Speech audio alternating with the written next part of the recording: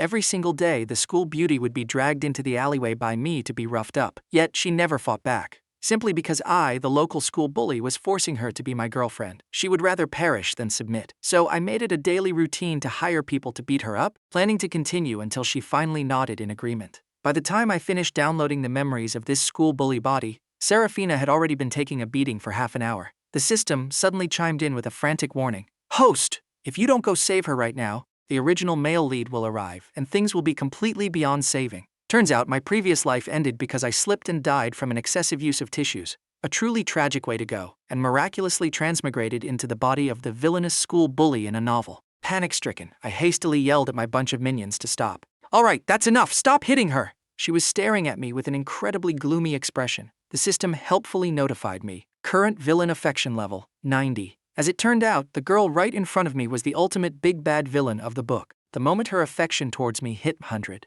my expiration date would officially arrive. I hurriedly crouched down, pulled out a tissue, and gently wiped her delicate, exquisite face. I muttered in faux dissatisfaction. I told them not to hit the face. What is going on here? Seraphina was no fool. She knew exactly that I was putting on a fake show of mercy. Consequently, I heard the dreaded chime again. Villain affection level 91. I was literally tap dancing on the edge of a very sharp knife here. I quickly shooed all the minions around me away, telling them to leave her to me. Ding! Villain affection level 92. The affection level just kept plummeting. I felt a wave of sheer panic wash over me. Could it be that she was already plotting my murder right at this very moment? I squeezed the tissue in my hand, absolutely terrified to make a sound. I watched as Seraphina silently picked herself up from the ground, grabbed her backpack that someone had kicked away, and limped painfully toward the exit. I took 2 quick steps to catch up to her, and Seraphina immediately stopped in her tracks. Her tone was dripping with absolute disgust. What else do you want? I tentatively tugged at the corner of her clothes. The pitiful, puppy dog expression on my face was 100% genuine.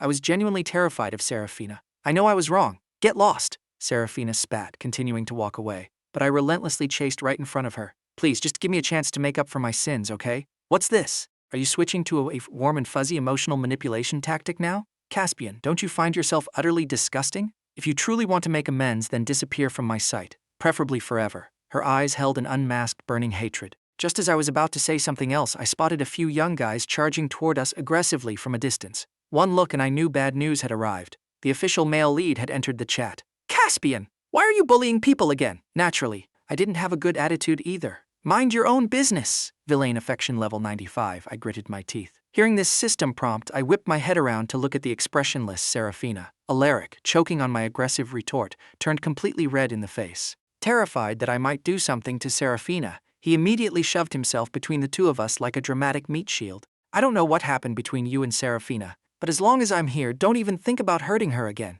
Villain affection level 97, 98, 99. Shut up! This outburst was directed not only at the annoyingly talkative system but also at the endlessly chattering Alaric. My very first time challenging an S-rank mission, and I bump into a ruthless wolf in sheep's clothing like Seraphina. Talk about terrible luck. Worst case scenario, the mission fails and I start from scratch. It's just getting chopped into 8 pieces by Seraphina a month from now, right? Thinking of this, I hardened my heart and decided to just tear off all pretenses. I grabbed Alaric by the collar, hoisted him up, and shoved him aside. I let out a cold sneer. Is it any of your business? I'll bully her however I want to bully her. In fact, I'm going to bully her for the rest of her life. You don't even go to the same school as us. I beat her up at school. Can you manage that? Anyone can talk big. Well, let me tell you, from now on, as long as I'm around, no one is going to touch a single hair on Seraphina's head, Alaric yelled back. As soon as his words fell, Seraphina's affection level officially plummeted into the deepest abyss. I shot a sideways glance at Seraphina, completely ignoring whatever she might be thinking, grabbed her arm, and dragged her away.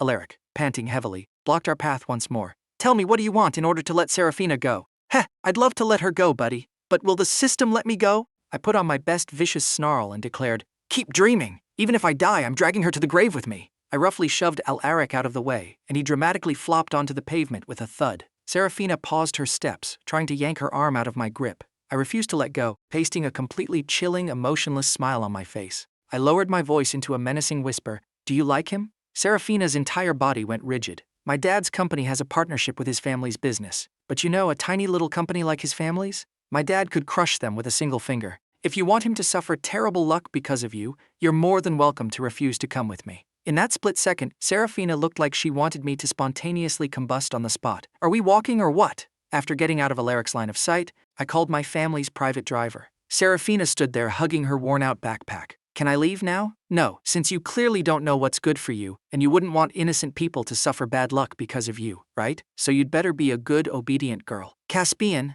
how can you be so venomous? I am not familiar with Alaric, and I don't even like him. Who are you trying to scare? I raised an eyebrow. Oh, then let me just call my dad right now. I found Alaric to be an eyesore for a long time anyway. Seeing me actually pulling out my phone, Seraphina panicked and grabbed my dialing hand. Her entire body was trembling. What on earth do you want?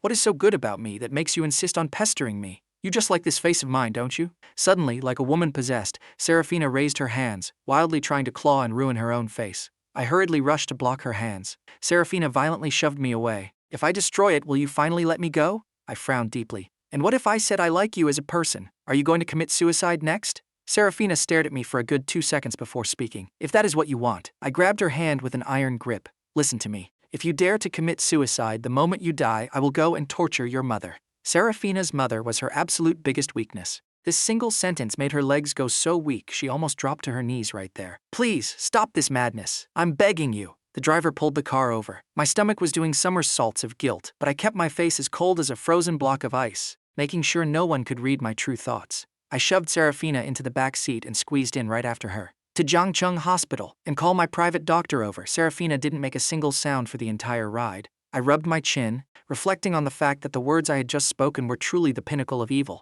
But I had no choice. If my target character croaked, the system would categorize it as failure to protect, and my consciousness would be wiped out instantly. System, am I totally dead meat? You are dead either way. You still have 1 month left. Try to work harder. I don't want to work hard. I just want to be a salted fish chilling in the sun. Why do I have to bear the consequences of the original body's terrible life choices? I handed her over to my private doctor and sat myself down on a bench in the hallway, staring blankly at Seraphina's backpack. Lord knows how long she had been using this bag. The bottom even had visible stitch marks from being patched up. Honestly, Seraphina's life was truly a tragedy. Her father abandoned his original wife for power and wealth, marrying a rich heiress. At that time, his first wife was already pregnant. Later, she struggled all by herself to raise Seraphina with great difficulty. When Seraphina grew up, they moved to Jiangcheng hoping for a fresh start, only to run straight into a monster like me. A moment later, Dr. Thorne, my private doctor, walked up to me. I was worried those guys didn't know their own strength and broke something, so I just gave her a full, comprehensive physical exam.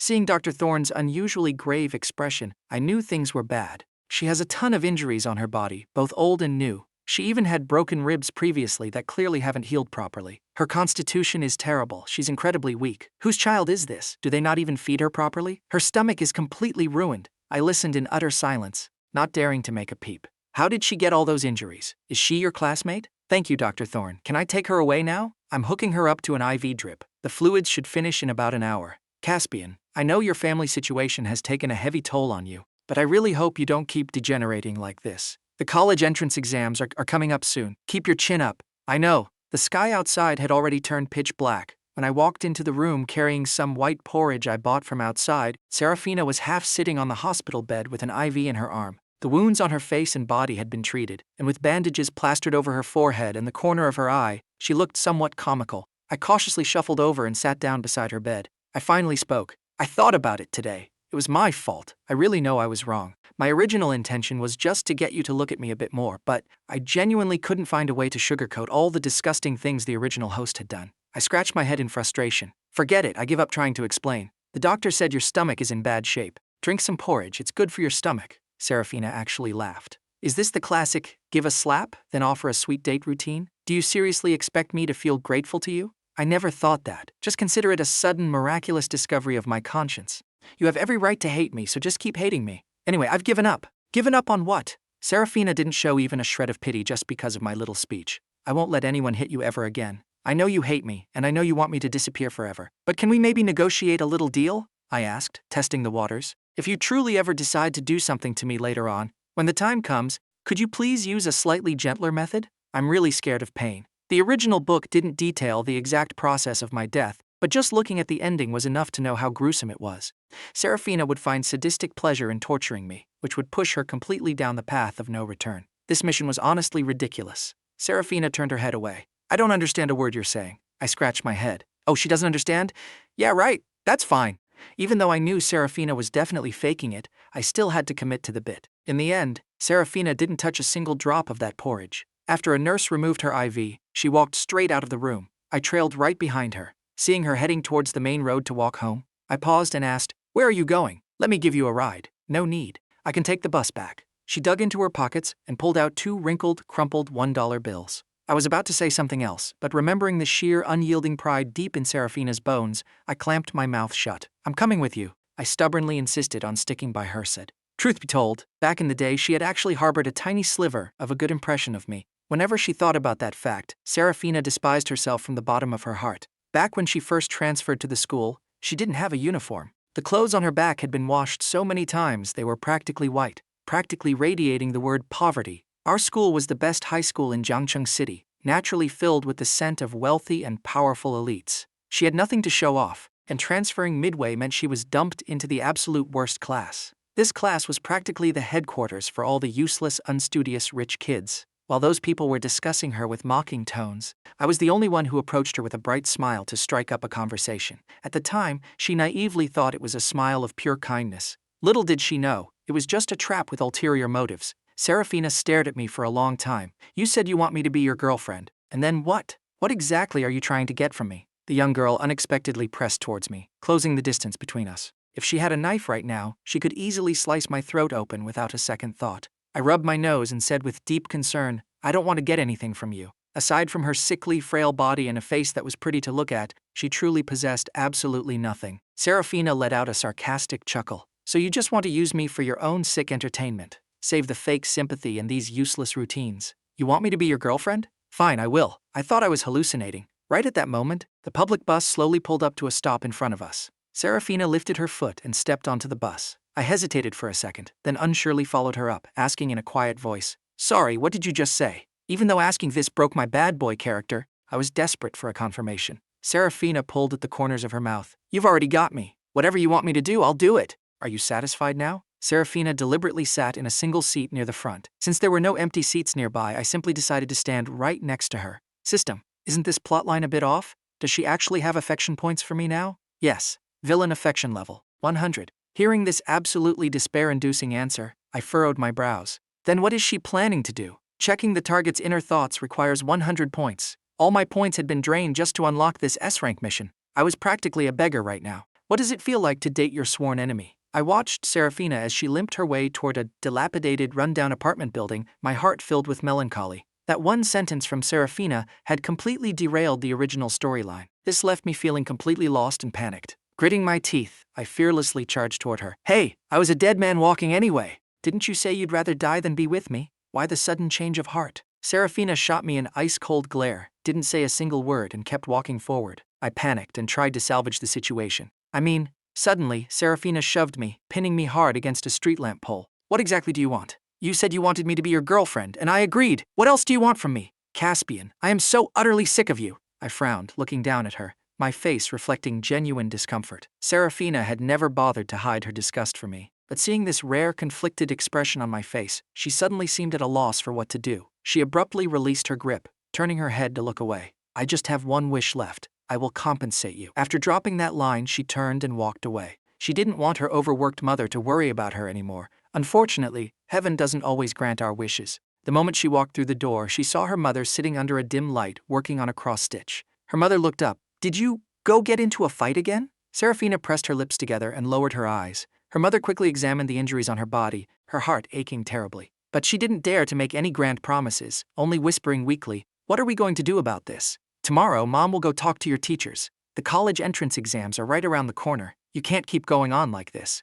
I can handle it myself." Her mother lowered her head, asking with difficulty, "Seraphina, do you hate Mom?" "No, you're overthinking it. I'm going to go do my practice papers." Mother Sue sighed deeply. "If you're hungry, there's food in the kitchen. Just heat it up yourself. Mom is a bit busy." Seraphina paused her steps but ultimately said nothing. She didn't immediately take out her homework. Instead, she opened the drawer of her desk and pulled out a dagger. This knife was a symbol of her humiliation, and also the driving force that pushed her to climb higher. Her mother used to be truly beautiful in her youth. The other kids would even envy her for having such a pretty mom. That year, she had just started elementary school. She came home only to witness a local thug forcing himself on her mother. She roared, cried, and fought back desperately, ultimately dropping to her knees to beg for mercy. The thug, arrogant and unbothered, tossed this very knife to her before closing the door. "You're not qualified yet, kid. If you want to kill me, you'll need to use this." Seraphina lowered her dark eyes, staring expressionlessly at the knife. She placed it inside her backpack. She had suffered enough of this kind of life. Meanwhile,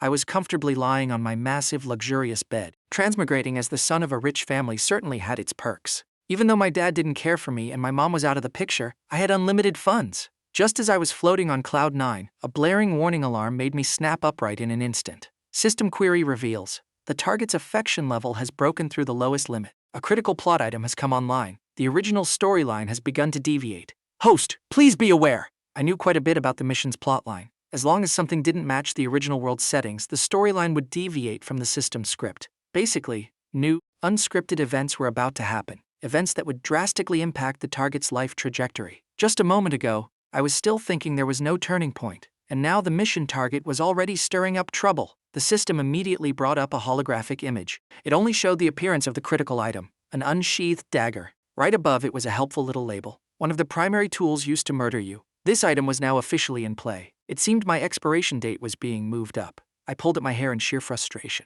I knew it was super weird when Seraphina suddenly agreed to be my girlfriend. Turns out she had simply reached her breaking point and was trying to lower my guard so she could deliver a fatal one-hit kill. I spent the entire night frowning in misery, trying to figure out how to please the villain and struggle for survival just a little bit longer. Driven by the sheer will to live, I purposely bought a breakfast portion meant for two. The senior year of high school was notoriously busy, with morning study sessions starting at 6:30 a.m. Seraphina was a top student, but because she felt bad for her mom and lacked money, she hadn't eaten breakfast once in the past 3 years of high school. I was banking entirely on the warmth and care strategy. It was a desperate Hail Mary at this point. As a certified terrible student, I had never once attended a morning study session, so the moment I swaggered through the door, my classmates stared at me like I was an alien. Seraphina, despite hearing the commotion, didn't even lift her head. She remained slouched in the back row, furiously filling out practice exams. As I walked past Seraphina, I pulled out the breakfast and stuffed it straight into her desk drawer. Then, I sat myself down 3 rows away from her. Seraphina frowned and lowered her head, glancing at the steaming cup of soy milk radiating a sweet aroma. She peeled off a sticky note attached to the plastic bag. Scrawled on it in terrible, sprawling handwriting was, "Girlfriend, you have to eat your breakfast properly." Expressionless, Seraphina tossed the note straight into the trash pile. She originally wasn't hungry, but after catching a whiff of that glorious aroma, her stomach started singing the song of its people. After 2 years of starving one meal and stuffing herself the next, her stomach often spasmed with pain. She looked up to see me laughing boisterously with my group of delinquent buddies. Giving in to her body's demands, she lowered her head, as if afraid someone might catch her, and took a small sip of the soy milk through the straw. It had peanuts and sugar mixed in. It was delicious. System, did she eat it? She ate it, she ate it. System, check the affection level. Villain affection level, 100. Holy moly, she ate my food and she's still this ruthless. Forget it, system, I don't want to check it anymore. Just mute this function for me. Affection this, affection that, let's just leave it to fate. Exercising extreme self-control, Seraphina only ate 1 steamed bun. She carefully hid the remaining 2 in her drawer, planning to bring them back for her mother to try. At that moment, I suddenly grabbed my backpack and walked toward her. Seraphina's body stiffened. She watched as I pulled out the chair next to hers and sat down right beside her. I smoothed out a perfectly clean blank exam paper on the desk, my eyes sparkling with hopeful expectation. "Girlfriend, can I copy your homework? Don't you literally never do your homework?" My eyes curved into a charming smile. "Oh, so you have been paying attention to me after all." "You wish," Seraphina mocked sarcastically. "Who doesn't know that because you never hand in homework, your academic credits are basically in the negatives? If it weren't for your dad, you would have been expelled ages ago." My mouth twitched uncontrollably. "Fine, if you won't let me copy, you won't let me copy. Can't I just write it myself?" I stared intensely at the exam paper with a dead serious expression, looking as if I genuinely planned to solve it myself. Seraphina was actually a bit surprised. It wasn't like she hadn't said similar things before. Back then, I would have grabbed her hair and arrogantly spat. "So what if I don't study? I have a rich daddy. Unlike you, a penniless beggar who has nothing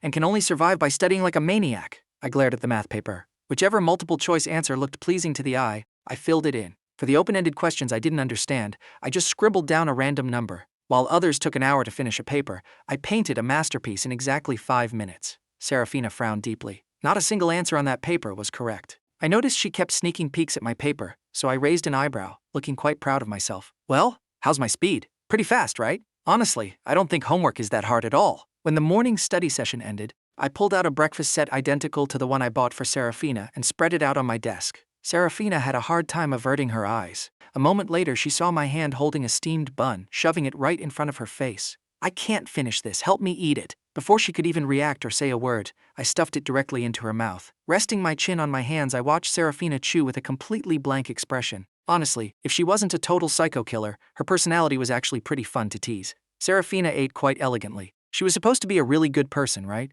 Caspian, why are you here so early today? A girl with her uniform worn loosely and casually strolled up to my desk. Beatrix glanced at Seraphina, who had her head lowered and frowned in visible displeasure. Why are you sitting here? Isn't it dirty? My heart instantly dropped to my stomach. Oh, crap. Before Seraphina could react to that insult, I nervously peeked at her and immediately fired back. It's not dirty. Where is it dirty? I'll just wipe it down if it is. Beatrix let out a scoffing laugh. Once you're bored of playing with her, hurry up and come back to the group. Then, she pushed a cup of milk tea toward me. I added pudding for you. Out of pure reflex, I muttered. Thanks. Beatrix raised an eyebrow, looking a bit surprised. Is there something wrong with your brain? Are you stupid?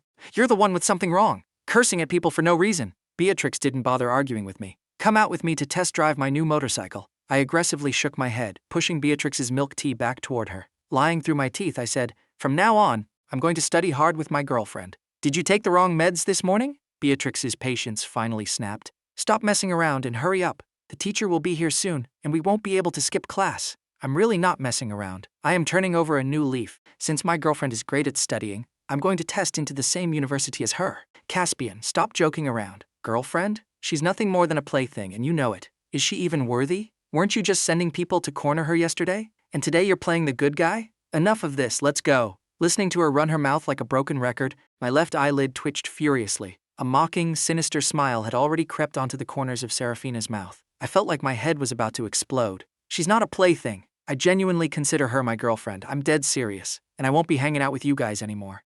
Cornering her yesterday was my fault, and I've changed. From today onwards, none of you are allowed to cause trouble for her. Hearing me speak with such absolute seriousness, Beatrix's eyes darkened. Caspian, you really are something else. Other people might not know, but I know exactly what kind of trash you are. She turned her glare toward Seraphina, reaching out to pat her desk. What exactly did you say to him? She's asking you a question. Just because you ask a question, does that mean I'm obligated to answer? Seraphina shot back. Damn it, you have a death wish, don't you? Beatrix violently grabbed Seraphina by the collar. The normal students around us immediately held their breath, terrified to make a sound. Meanwhile, the regular troublemakers in the class were already moving desks and chairs out of the way, getting front row seats for the drama. In the next second, I slammed my hand down hard on Beatrix's arm. Let her go. Beatrix had never seen me look like this before. She realized I was genuinely furious. What the hell is this? You bragged to me every single day about how you were going to trick Seraphina into becoming your obedient lapdog, and now you're turning against me for her? I pulled Seraphina behind my back, shielding her.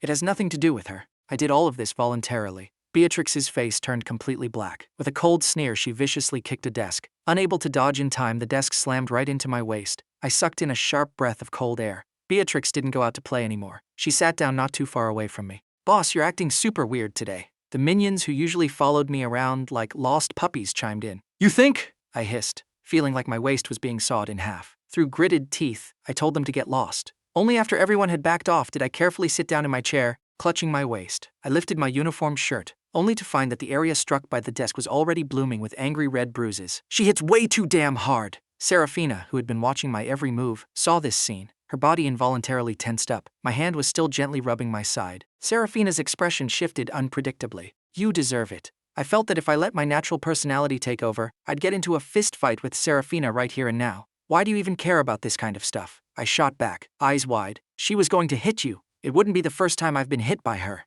As she said this, she kept her eyes fixed intensely on me. Feeling incredibly guilty, a layer of red flushed across my face. I stubbornly retorted, I said it yesterday. You are only allowed to be bullied by me. Them hitting you? Absolutely not acceptable. Then why bother falling out with them? I bit my lip. I didn't like the things they were saying. You used to say those exact same things all the time. 2 peas in a pod. Every single sentence out of Seraphina's mouth hit harder than the last. The worst part was, I literally couldn't argue with a single word. I mumbled under my breath, I'm not like them anymore. I'm genuinely planning to turn over a new leaf. Beatrix was right. You really should get your brain checked. How can you say that about me? I treat you nicely for 1 second and you're already acting all high and mighty. Seraphina turned her head to look out the window. This is a bit more normal. You're the one who's sick, I cursed. Feeling an overwhelming sense of frustration, I realized that besides this little interlude, the classes themselves were incredibly mundane. The teachers didn't care where I sat. It didn't matter where I wasn't going to learn anyway. As long as I wasn't causing a disruption, the teachers didn't pay much attention to Seraphina sitting next to me either.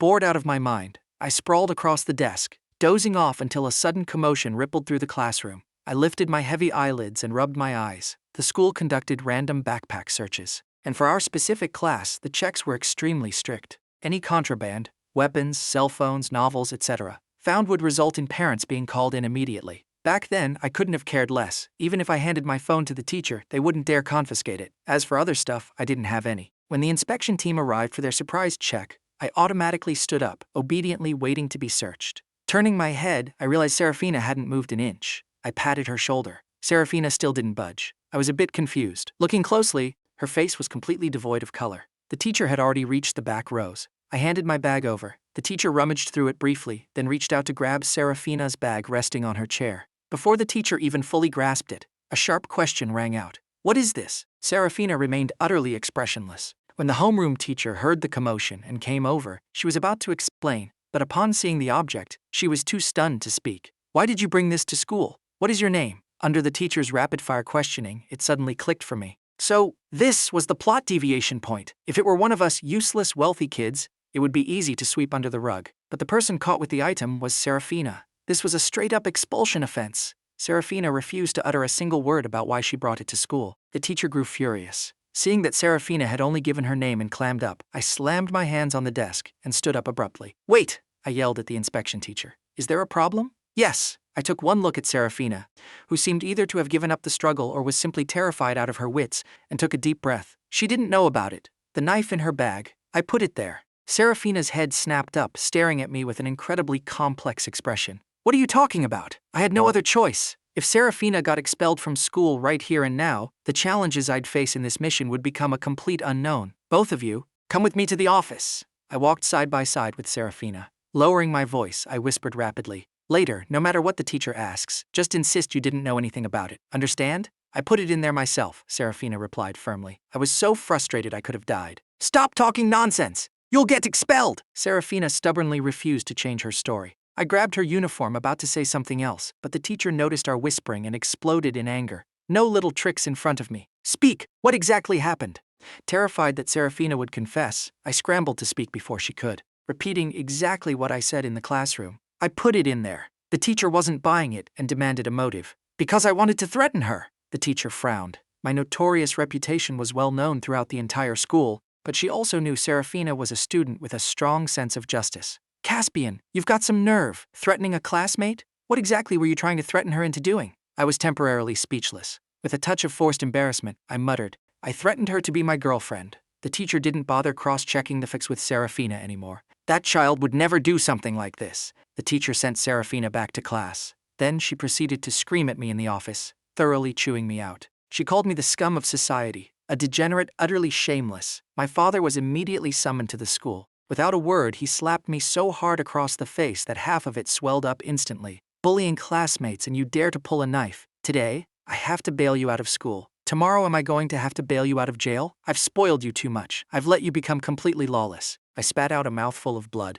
"Spoiled me? You don't even manage me at all. When have you ever spoiled me? What kind of nonsense are you spouting?" My dad was furious beyond words. I kept my neck stiff and yelled back, "Am I wrong? Aren't you busy every single day revolving around that homewrecker who forced my mom to her death? Alara is just busy, taking care of that cheap son. Who knows if he's even yours? When would you ever remember to spoil me? Tell me, how many times have you even seen me in the last 2 years? Do you even know which classroom I study in?" My dad raised his hand, ready to strike me again. "Hit me. Go ahead and beat me to death. Send me down to the underworld so my mom can get a good look at what you've done." Seeing the battlefield escalating wildly, the teacher quickly jumped in to play peacemaker and shoved me out the office door. I hung my head, tears falling plip-plop onto the ground. It wasn't because I was sad. It was because it hurt like a motherfucker. Suddenly, a shadow fell over me. I looked up slightly and realized Seraphina had never left. I hurriedly wiped away my tears. "Why haven't you left yet? Why did you tell the teacher that stuff?" Even though I suffered a grievance from my dad, I wasn't about to lose the upper hand against Seraphina. "Did you think confessing would get you expelled so you could escape me? Well, I won't let it happen. Don't even think about escaping my side. Don't even dream about it." On Seraphina's exquisite face, a faint, almost imperceptible smile bloomed. I stared at her, spacing out for a brief second. Her tone was incredibly soft. She slowly reached out her left hand. "You look really ugly when you cry." A miraculous twist of fate. Immediately following that, during class, I discovered a massive crisis. My bank cards had been frozen. Now, all my money was gone. I laid my head on the desk, my lips trembling uncontrollably. Looking like this, I truly appeared as though I had suffered the world's greatest injustice. Seraphina looked confused for a moment. She even started to suspect that she was the main culprit, making me look this miserable. I listed the luxury villa I was currently living in on a real estate website. At noon, all the students headed to the cafeteria for lunch. Since I had pissed off Beatrix and my WeChat wallet could only sustain me for a few more days, I didn't want to eat all by my lonesome self. So, I trailed behind Seraphina like a pathetic lost puppy. Annoyed by my stalking, Seraphina snapped, "Why are you following me? I want to eat lunch with my girlfriend." "Is that a crime?" She pressed her lips together. "I'm not eating, but I'm hungry." Seraphina ignored me and went to the school convenience store to buy a $2 plain bun. Her mother gave her $10 every day, but she wanted to save every penny she could. I stood there, slightly stunned. Seeing her actually planning to eat that dry lump of bread, I swiftly grabbed her hand. I grabbed her by the wrist. Seraphina looked visibly irritated. "Caspian, what are you doing?" "Eating." Saying that, I dragged her out to a spicy hot pot joint. But I absolutely never expected to run into Alaric at this specific restaurant. "Seraphina, you came here to eat too?" Alaric glanced at the bandages on her face and frowned deeply. "Caspian is truly awful. How could he do this? Are you feeling all right? Did he make things difficult for you again last night?" I wasn't standing far from Seraphina. Being blatantly trash-talked right in front of my face, I whipped my head around and glided over like a vengeful ghost. "What are you whispering to my girlfriend behind my back?" Caught red-handed, Alaric's face turned quite ugly. "And why are you calling her by her first name so intimately? Are you two even that close?" Fuming, I slammed a bowl of seaweed onto the counter, grabbed Seraphina with one hand, paid the bill, and turned to leave. Since we were ignoring him, Alaric chased after us. "Caspian, you have money and power. Why must you insist on making Seraphina's life miserable? She's already pitiful enough. Can you please just let her go?" Hearing this, I raised an eyebrow. I knew for a fact that Seraphina absolutely despised people calling her pitiful. I felt the sudden thrill of a pleasant surprise dropping right into my lap. Pitiful? I've never once thought Seraphina was pitiful. As for making her life miserable, you're overthinking it, buddy. We are legitimately dating. Right, honey? Then I slid my hand down her slender arm, forcing our fingers to interlock. I let out a cold snort and dragged her away to find a good table. While waiting for the food to arrive, I demanded, "Split that bun with me." Seraphina frowned. "Why? I'm treating you to a meal. Shouldn't you give me something in return? Look at you being so stingy. You can't even spare a bite of bread for me." Seraphina used to think the old Caspian was a massive idiot. But looking at me today, she realized I was an astronomical galaxy-tier idiot. "I never asked to eat your food." I mocked. "You're just too cheap to share your bread, admit it." Seraphina was utterly defenseless against my shamelessness. She tossed the bun directly at me. I split it right down the middle, half for me, half for her. "Boss, your food is ready!" I glanced at our order ticket and jogged over to carry the tray. Seraphina's eyes never left me. Her teeth felt a bit sour. The old me was very easy to see through. I was just an arrogant, domineering thug who didn't care if others lived or died. But the current me seemed to have experienced some kind of awakening. It was as if my entire body was radiating a strange light. I wobbled back to the table, carefully balancing a massive, overflowing bowl of spicy hot pot. I didn't rush to eat. Instead, I grabbed a ladle and scooped a small half bowl of soup for Seraphina. "Dip the vegetables in here like this. It cools down faster." The rich, savory aroma of sesame paste wafted up from the hot soup. Seeing that Seraphina still hadn't picked up her chopsticks, I started fishing out meatballs and dropping them into her bowl. Then, I forcefully shoved a pair of chopsticks into her hand. "Eat. It's called courtesy. I ate your bread, so you have to eat my food. Hurry up and feed yourself.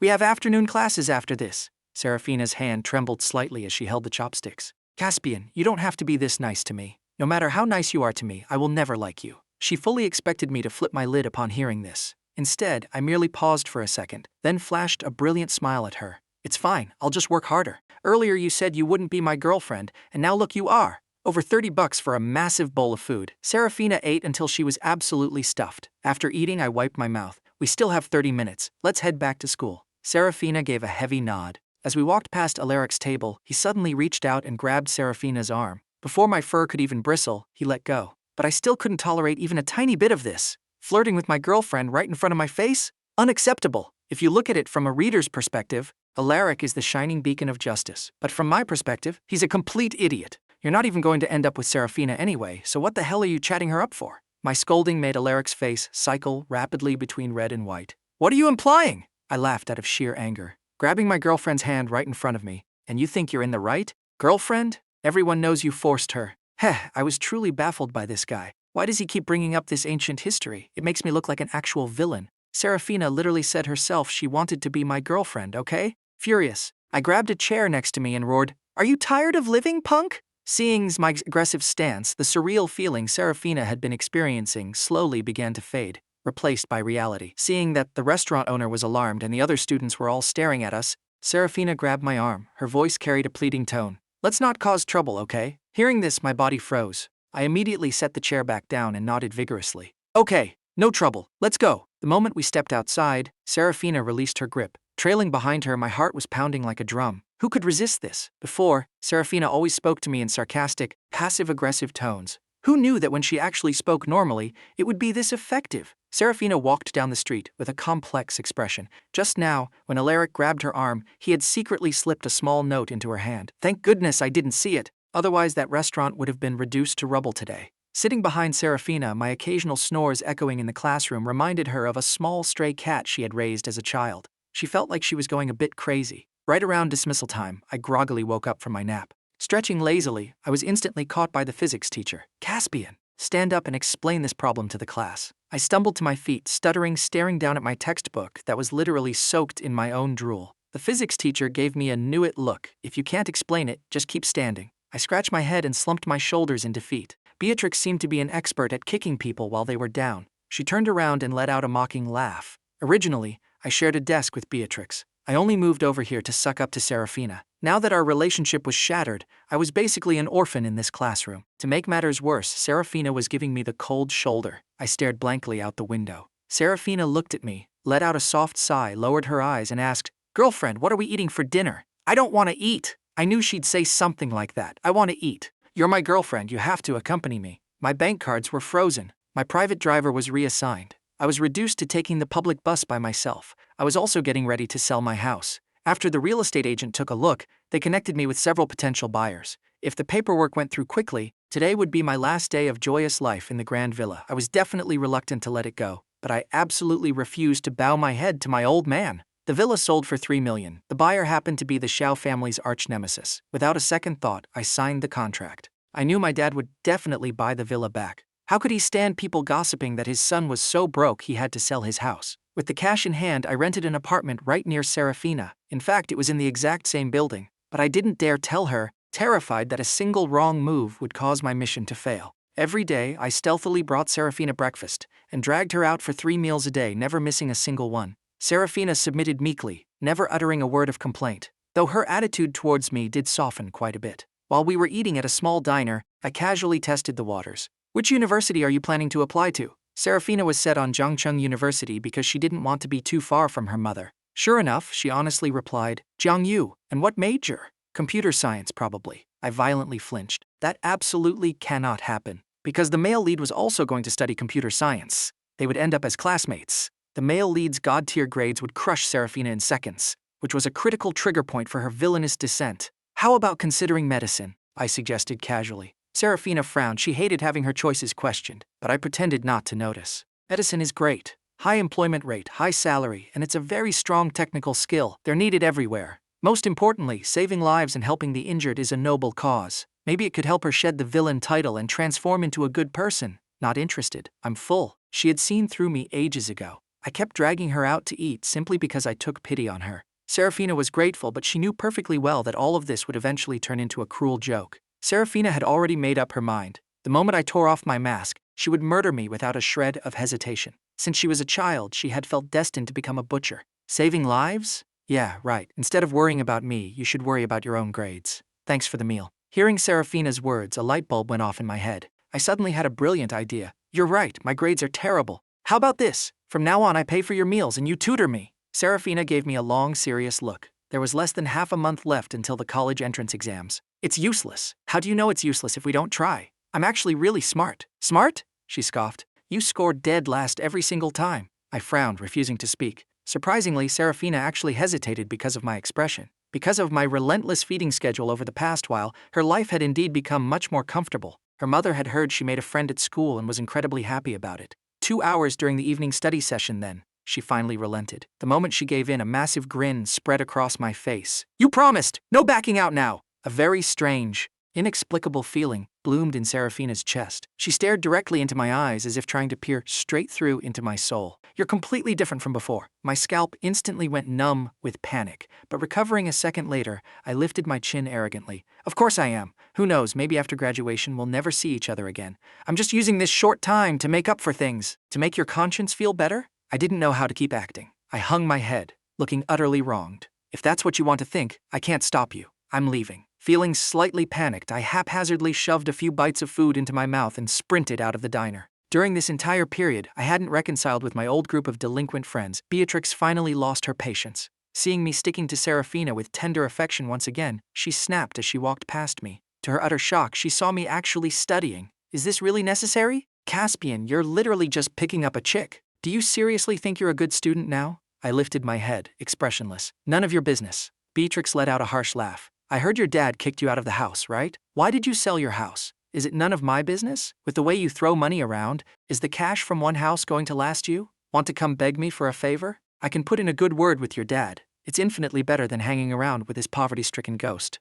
I slammed my hand on the desk and stood up. Are you done yet? This character barely had any screen time in the original novel. Why the heck was she causing so much drama for me? Couldn't she see Seraphina's face darkening like a storm cloud ready to erupt? I have things to do. I'm leaving. Seraphina had absolutely zero interest in getting dragged into the drama between Beatrix and me. Beatrix laughed maliciously. Oh, our great scholar is busy. Rushing off to wash dishes or serve plates? Beatrix, do you have something to say to me? Let's take this outside. Beatrix was incredibly annoyed by my anxious, protective behavior. Whatever magic was at play, we hadn't walked far when, shockingly, Seraphina actually followed us outside. Under the streetlights, my face was flushed red with anger. Are you sick in the head, Beatrix? What does my studying with Seraphina have to do with you? You're the one who's sick! Beatrix's voice shot up an octave. I let you play around with her, and what do? You're practically living at her house. Does this have nothing to do with me? Did you forget that our families have a marriage alliance arranged? I was instantly paralyzed with shock. My brain short-circuited into a tangled mess.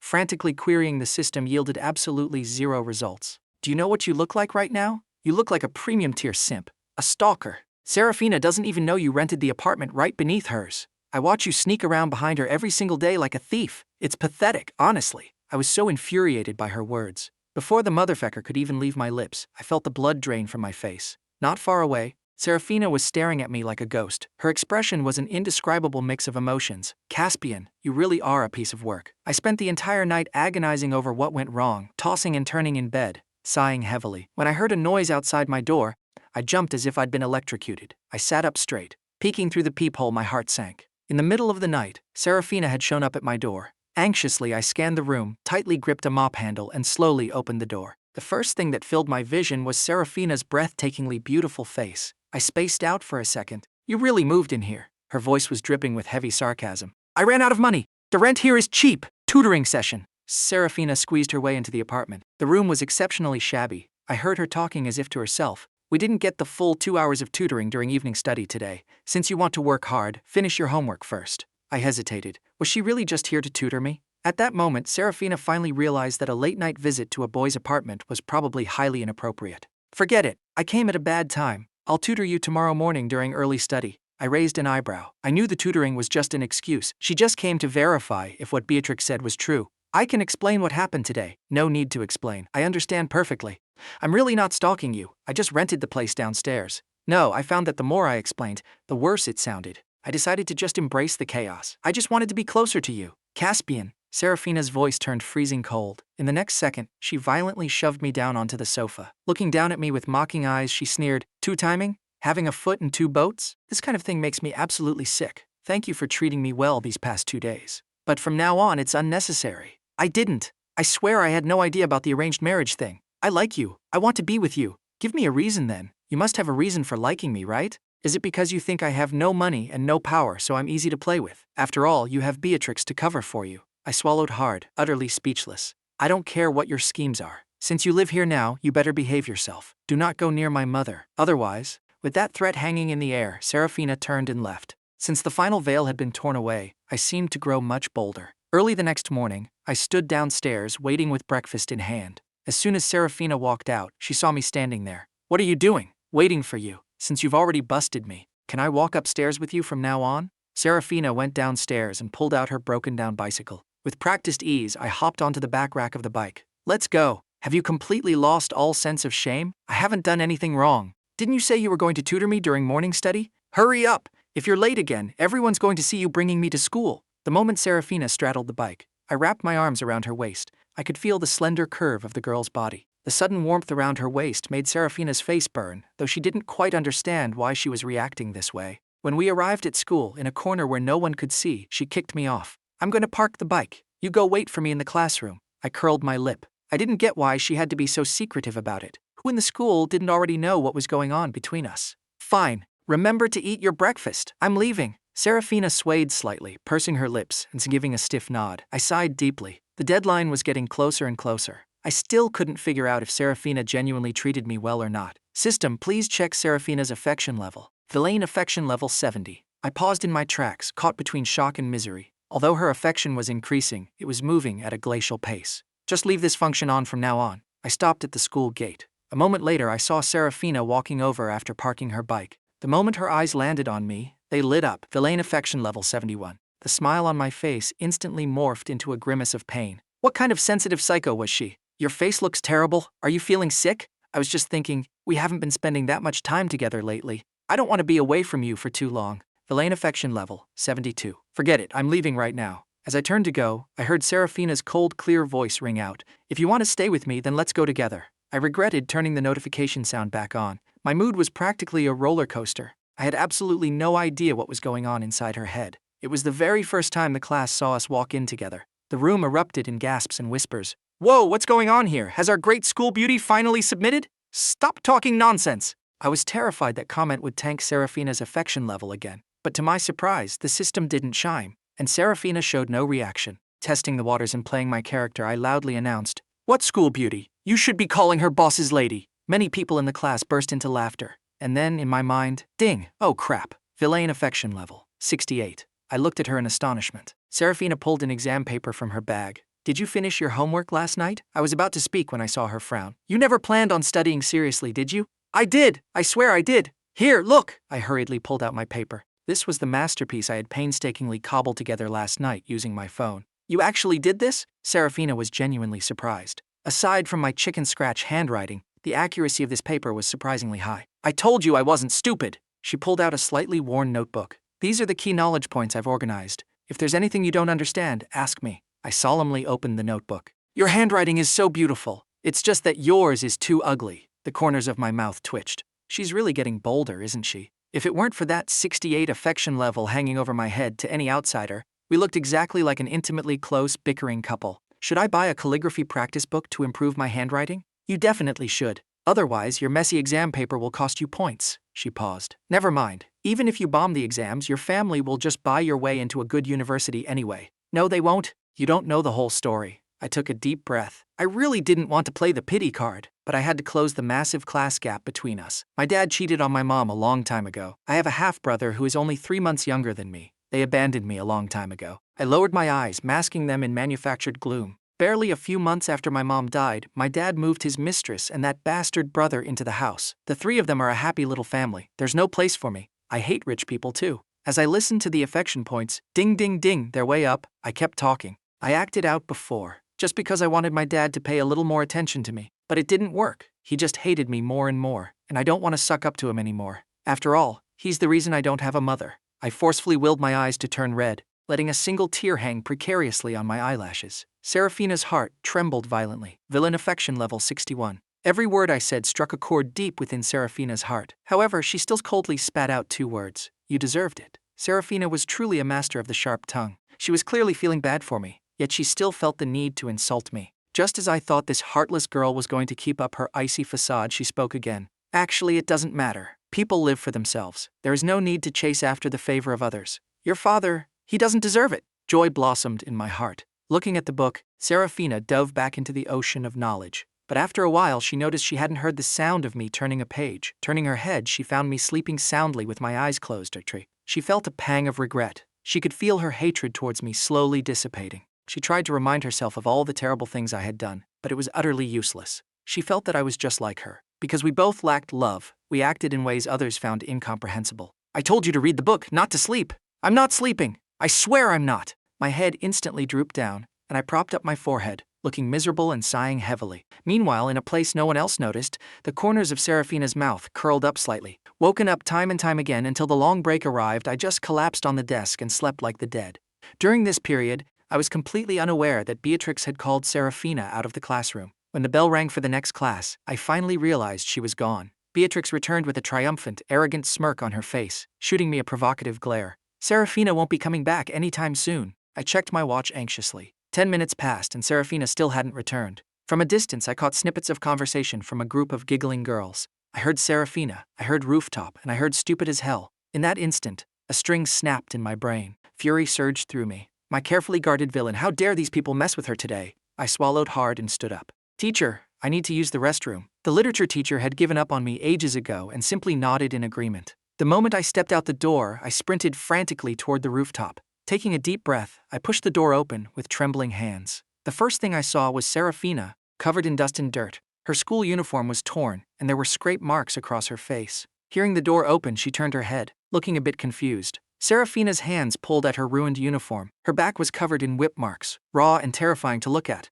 Who told you? Seraphina's voice was hoarse. I overheard it. Caspian, you really are a walking disaster. As those words left her mouth, I heard the system chime. Villain affection level 100. It felt like everything I had done was for nothing. I felt incredibly wronged. I'm sorry. I'm truly, truly sorry. Seraphina slowly walked up to me. If you really like me, stay away from me, okay? Can you please just let me have some peace? Seeing as we clearly couldn't let our guards down around each other, I returned to the classroom. Seraphina wasn't there. Beatrix looked at me with a smirk. In that moment, I could no longer suppress the boiling rage inside me. I charged forward, and right in front of the entire class, I delivered a spectacular, majestic slap right across Beatrix's face. She clearly didn't expect me to actually hit her. The literature teacher was dumbfounded. Caspian, what are you doing? Beatrix, you really opened my eyes today. If you have a problem, come at me. Why did you go after Seraphina? The teacher, seeing me grabbing Beatrix by the collar, yelled furiously. Caspian, if you don't want to attend class, then pack up and go home. What kind of scene are you causing during my lesson? Fine, I'll go home. The damage was already done,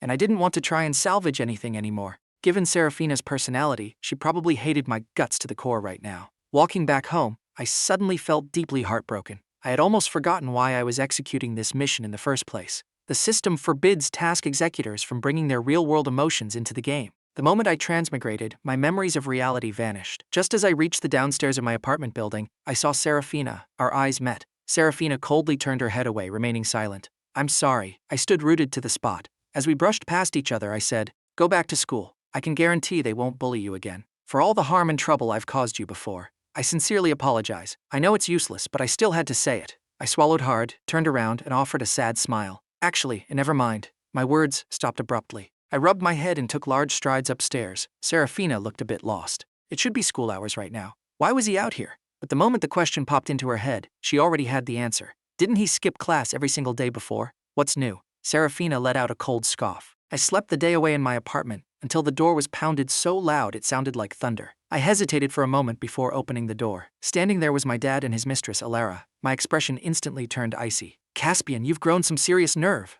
Beside him, Alara put on her usual fake, sickly sweet act. He's still just a child. Don't argue with a child. A child? My dad's eyes looked like they wanted to bore holes through my body. This child sold the villa his mother left him. Being young and refusing to study is one thing. Fighting and causing trouble is another. But running off with some wild woman to live in a dump like this? I heard you announced at school that you're dropping out, right? Good. Then don't go to school. You're not cut out for it anyway. That kid from the Liu family, Beatrix, seems decent. Pack your bags. You're going to marry into their family as a live-in son-in-law. What the hell are you talking about? What? This is the only use you have left. I've heard all about your achievements from Beatrix. She's a good kid, willing to overlook all the terrible things you've done. After the college entrance exams, I'm sending both of you to study in the US. I clenched my fists, saying nothing. Arguing was pointless. I wasn't even going to live past the college entrance exams anyway. But of all the things he could have said, he chose the worst possible line. If you had even half the virtues your mother had, I wouldn't be this disappointed in you. I shot a glare at Alara standing beside him.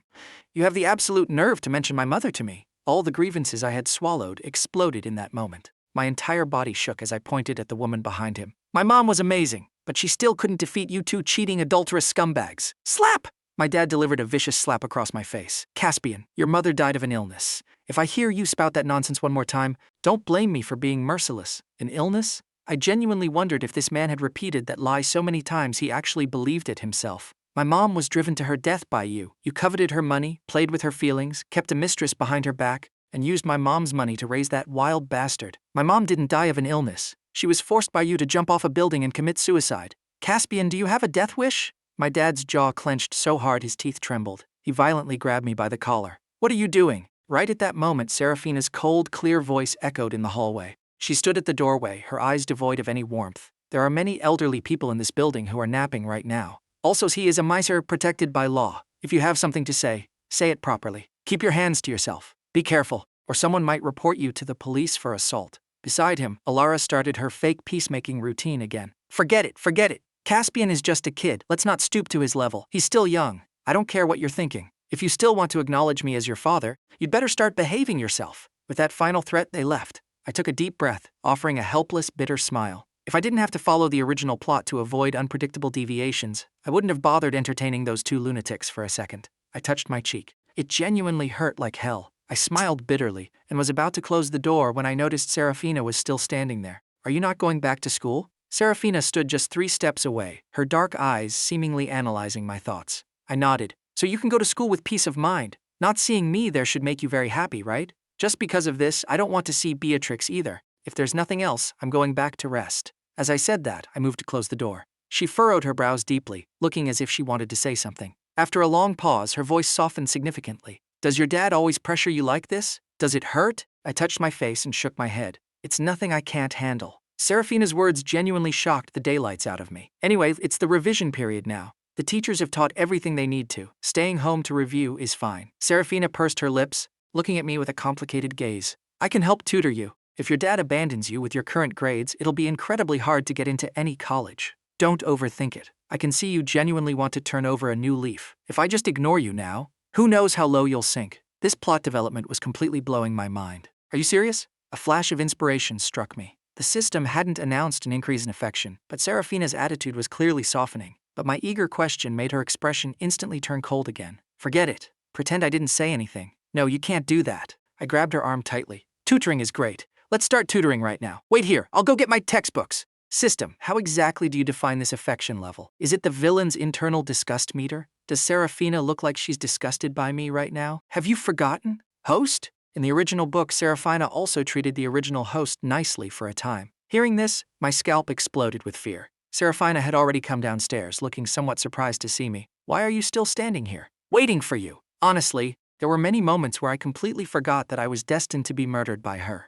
Like right now, as she sat beside me giving me guidance, it really felt like she was earnestly planning for my future. You're actually quite smart. I never said I was stupid. I have my part-time job now. Read the book yourself. I'm leaving. I didn't try to pester her further. Once she left, I threw my pen down, cupped my chin, and asked the system, I seriously feel like she has absolutely no intention of killing me. What other dramatic plot twists happened during this period in the original story? In the book, the original host's younger brother seeks out Seraphina. Additionally, she will cross paths with the male lead 3 more times, which will increase her affection towards the male lead. When does this happen? Within the next few days. I shot up from my chair. There were barely any days left in this half-month deadline. Even if I couldn't max out my own affection score, I absolutely could not let Seraphina slide further down the path of darkness by falling for the male lead. A villain loving the protagonist never ends well. I never expected that Beatrix calling me a stalker would actually turn me into a literal stalker. Seraphina worked at a coffee shop. I wasn't stupid enough to go sit inside the shop, so I intentionally camped out at the milk tea shop directly across the street. A cup of milk tea a day, waiting until Seraphina got off work and then secretly trailing her back home.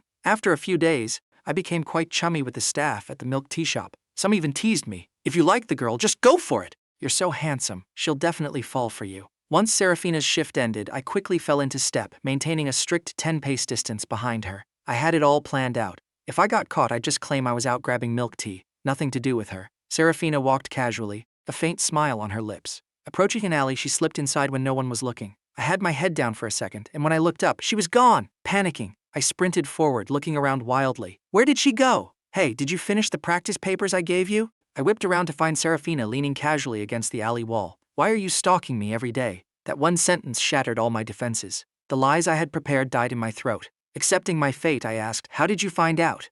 Who stalks someone by gluing themselves 10 paces behind, head down, not even trying to hide? Do you think I'm blind or just stupid? I was just worried. Worried about what? You're too pretty. What if some other guy targets you? She took 2 steps towards me, suddenly shoving me against the wall. I caught a whiff of a faint, fresh fragrance. Looking down, I met her watery, intense eyes. You like me that much? Sticking to me like glue? I have a better idea. To make sure you never leave me. Want to try? I hesitated for a split second, then smiled. Yes. Seraphina's hatred for me seemed to be subconsciously shifting. She slowly leaned in, pressing her lips lightly against the corner of my mouth. Her voice was inexplicably gentle. Don't move. My heart was practically vibrating out of my chest, because in that exact moment I heard the affection level wildly pinging. Affection level 50 Audis 1099, go home and do your practice papers. Seraphina honestly didn't understand what came over her. She wanted to kiss me. It was just a spur-of-the-moment impulse. But in that fleeting moment she felt an unprecedented wave of panic. No one had ever managed to shake her mental state like this, and it had only been half a month. While Alaric was out buying school supplies, he spotted Seraphina walking alone, her face slightly flushed. She truly was breathtaking. Seraphina! Seraphina stopped and turned to face Alaric, who looked completely overjoyed. He always radiated confidence and light, something Seraphina secretly envied. Did you just finish work? The college entrance exams are right around the corner. Aren't you exhausted? How have things been? Has Caspian been bothering you again? Can I help you? I gave you my contact info last time, but you never added me. Seraphina frowned. Even though the truth was embarrassing, she stated it plainly. I don't have a phone, so I don't use those apps. Sorry. Alaric's face froze. Oh, I'm so sorry, I didn't realize. Have you decided which university you're applying to? Jiangyu. Really? I'm applying to Jiangyu too. For computer science. Seraphina looked up, genuinely surprised by the coincidence. Before she could respond, she spotted a boy standing right behind Alaric. For a split second, Seraphina actually felt a twinge of guilt. If we both go to Jiangyu, we could be great friends. I feel like we really click, Alaric continued obliviously. Click? My voice sounded like it was squeezed through gritted teeth. Well, aren't you just a universal puzzle piece? You click with everybody. I told you last time to stay away from my girlfriend. Are you deaf? Alaric looked deeply embarrassed. What does this have to do with you? Have some shame. Seraphina is only your girlfriend in your own delusions. My fur stood on end. I was just about to lunge forward and teach him a lesson when a cold voice cut through the air. It's not a delusion. I am his girlfriend. Let's go. We're going home. Seraphina waved me over and walked away without a second glance, leaving Alaric standing there, his face an absolute picture of frustration and disbelief. I'm coming. I happily trotted up to her side, offering my half-finished milk tea. Want a sip? It's super sweet. Seraphina's eyes widened slightly, staring fixedly at the chewed-up straw. I'm not drinking that. Fine, I'll drink it. I didn't feel awkward in the slightest, happily humming a little tune. Sometimes Seraphina truly wondered if she was just overthinking things. Caspian seemed so simple-minded, and so incredibly easy to satisfy. Just a tiny gesture of goodwill from her, and my eyes would fill with crushed stars, shining brightly as I looked at her. It was strangely endearing. On the way back, I babbled about everything under the sun. About the naughty kids I saw at the milk tea shop, the couples showing off their PDA. If you put even half this energy into your studies, you'd definitely do well, I gasped in shock. Seraphina looked confused. What's wrong? It means my life might be really short. Haven't you heard the saying? Good people die young, but menaces live for 1,000 years. You're an absolute menace. There's no way you're dying young. My heart skipped a beat, joy flooding my face. She didn't look like she had any intention of killing me at all. This made me incredibly happy. Then you have to live a long, long life too. Boring. Just as I was discussing the profound continuation of life with Seraphina, we unexpectedly bumped into Mother Sue heading out for groceries. Seraphina panicked for a second, then silently turned her head away. She irritably pulled her hand out of my grasp. What's wrong? I'm serious. I'm going to study hard and get into Jiangyu with you. We can study medicine together. How about that? Why are you so obsessed with me studying medicine? She asked, genuinely bewildered. I stumbled over my words. I just think medicine suits you perfectly. Wearing that white coat, you'd look incredibly attractive. As if desperate to prove my point, I added, I mean it. Superficial. I'm going ahead. Seraphina pretended we were just casual acquaintances, exchanged a few brief words, and smoothly went over to help her mother carry the groceries. You're off work early today. That boy? Is he a classmate? Does he live here too? I haven't heard you mention him before. Mother Sue observed the boy. He clearly didn't look like he belonged in this rundown neighborhood. Handsome, well-dressed, good aura. He just moved here. Do you like him? We're just classmates. Mother Sue was quite curious about this boy.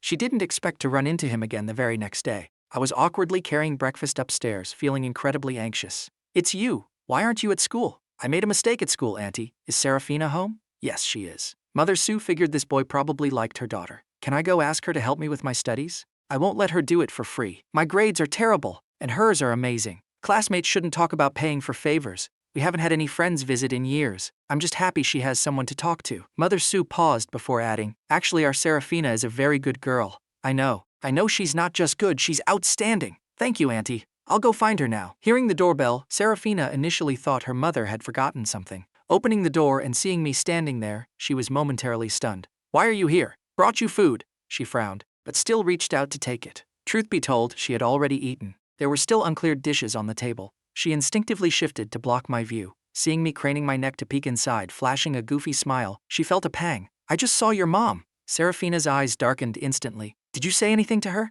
I didn't. I shook my head, playing dumb. I still remembered my angry threat about taking my rage out on her mother. I just told Auntie I came to ask you for tutoring. Auntie was actually really happy. She told me to come visit you often. Is there anything else? If not, I have so many questions I didn't understand yesterday. I'll look at them later. It's not convenient for you to come inside right now. Seraphina glanced down at the breakfast in her hands. Only later did she find out this breakfast shop was way over by the park, quite a distance from here. Even her own mother had never gone out of her way to take care of her like this. After Seraphina finished grading my practice paper, I leaned in. Seeing a sky full of red checkmarks, I grinned. Am I making progress? There's only a week left until the exams. Focus on the notes I gave you. You really are smart, but you've missed way too much material. With these grades, can I get into Jinwoo with you? I don't care about that. If the system wanted me to successfully complete the mission, it would definitely feed me the right answers. Maybe. She suddenly felt that fate was playing a cruel joke. A useless slacker like Caspian actually possessed enough raw intelligence to rival people who had studied bitterly for years. Handsome, rich, and naturally gifted.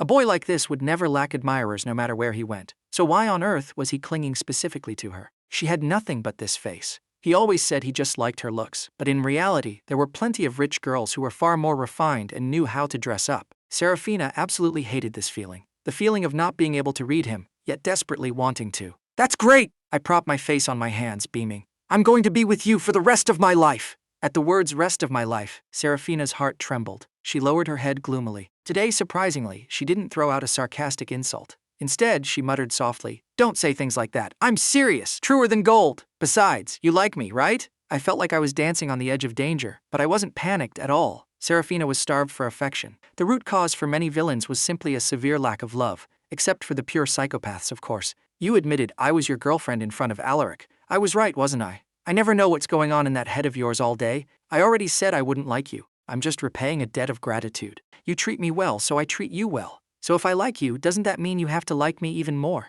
My lips curled into a smirk. That's what true gratitude looks like. I still have my part-time job. I'm leaving. Seraphina's departure was hasty, almost panicked. She didn't even grab her exercise books. She fled. I clutched my stomach on the sofa, laughing until tears streamed down my face. During this entire exchange, I heard the affection level skyrocketing. It paused around +30 to +50, and then, suddenly, 99. I was getting used to the system glitching out on S-rank missions. It actually made perfect sense. My system assistant once told me that they had never successfully cleared an S-rank mission before. Seraphina spent the entire day feeling completely distracted. The coffee shop boss even asked if she had fought with her boyfriend. Seraphina froze, the tips of her ears turning completely red. What boyfriend? The guy who camps out at the milk tea shop across the street waiting for you every day. I saw you guys walk off together yesterday. Is he not your boyfriend? Seraphina glanced at the milk tea shop across the street. Through the glass window, the familiar silhouette of the boy wasn't there. A sudden emptiness hollowed out her chest as if she had lost something important. This feeling was entirely foreign, yet terrifyingly intense.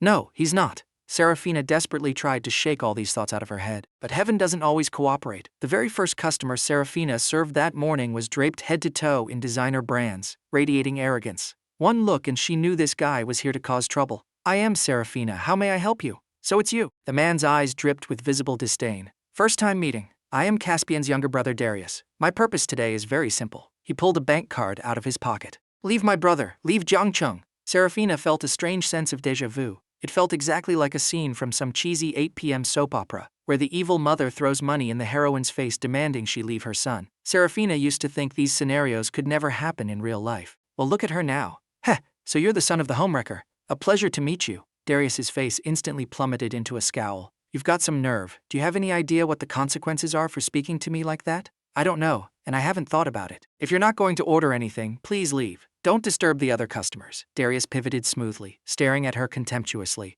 I want a hand-drip iced coffee. No milk, no sugar. He pulled out a $100 bill and tossed it at her. My apologies. The hand-drip iced coffee is $150. Slightly humiliated, Darius yanked out another 100 and threw it. Keep the change. Consider it your tip. Thank you. At the register, Seraphina exchanged a $50 bill and genuinely slipped it into her own pocket. Watching her actions, Darius sneered. Look at this pathetic poverty. A measly $50 tip is enough to make her act like a lapdog. He truly had no idea how much water was sloshing around in Caspian's brain to fall for this. When Seraphina approached with the coffee, Darius stealthily stuck his foot out. She hadn't expected him to be this petty. She tripped, her hand jerked, and the entire cup of coffee went flying. It splashed violently all over Darius's clothes. What is the meaning of this? Using your job for personal revenge? The shop owner rushed out. He had no idea what transpired previously. Seeing the ruined clothes on Darius, he immediately dragged Seraphina over to apologize. I am so incredibly sorry. Our employee hasn't been feeling well the past couple of days, so she's a bit clumsy. Save your breath. I never wear clothes that have been washed.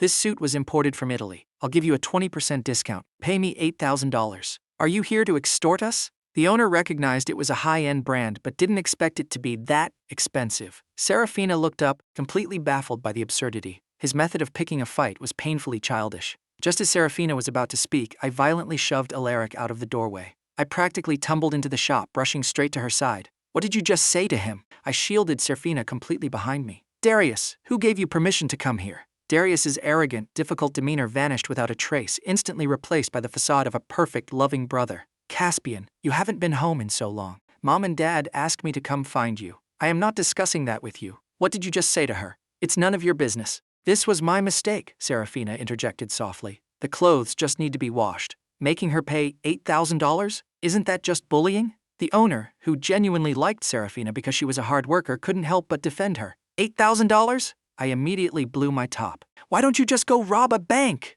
This manipulative little snake was definitely just trying to earn brownie points with our dad by intentionally causing trouble for me. I had seen Seraphina through far too many humiliating moments. She always felt that if her life were just a little bit prettier, things would be fine. I firmly grabbed Seraphina by the sleeve. Come with me. On my way out, I brutally shoulder-checked Alaric. Sorry, I sneered, didn't see you there. Of course I saw him. If the system hadn't suddenly warned me that a critical plot event was triggering, who knows what would have happened next? Alaric didn't have much money, but he had saved up a lot of red enveloped cash. In the original story, he steps in to pay off this exact debt, playing the hero. Because Seraphina was so starved for affection, she would remember that tiny act of kindness forever, and her affection for Alaric would skyrocket. I absolutely refused to let that happen. Why are you here? To Seraphina, my sudden appearance seemed far too coincidental. She was highly suspicious by nature. While she wouldn't necessarily accuse me of orchestrating this whole hero saving the beauty scenario, I was feeling anxious, so I wanted to come see you. I got to the door, saw what was happening, and rushed in. What could he possibly do to me? Seraphina realized that in my eyes she was just a fragile, delicate flower, unable to withstand the slightest breeze. He's not a good person, I said, my excuse sounding incredibly flimsy. Seraphina let out a short laugh. Right, he's not a good person. And neither was Caspian. I don't want to work anymore. Buy me a meal. Since he came here to cause trouble specifically because of you, you should take responsibility. Her sudden request left me both shocked and ecstatic. Even though it didn't sound like something she'd normally say, I felt like I had taken a massive step closer to her. Villain affection level 99. I naively convinced myself the system was just broken. Sure, what do you want to eat? Rumors somehow painted me as someone with a chaotic, messy private life. At first, Seraphina thought I was just casually toying with her. But seeing how easily I focused all my attention on her, deliberately trying to flirt, she couldn't help but feel a twinge of resentment. If her background and status were better, I would just be someone she could easily manipulate. But she wasn't. I claimed I only liked her face. That caused her endless panic and countless sleepless nights. If I met someone prettier in the future, wouldn't I just mercilessly toss her aside? After all, I was shallow. She just wanted me to end this game quickly so she wouldn't feel so restless. I babbled on and on, deciding what to eat. No raw food for her, so Japanese was out.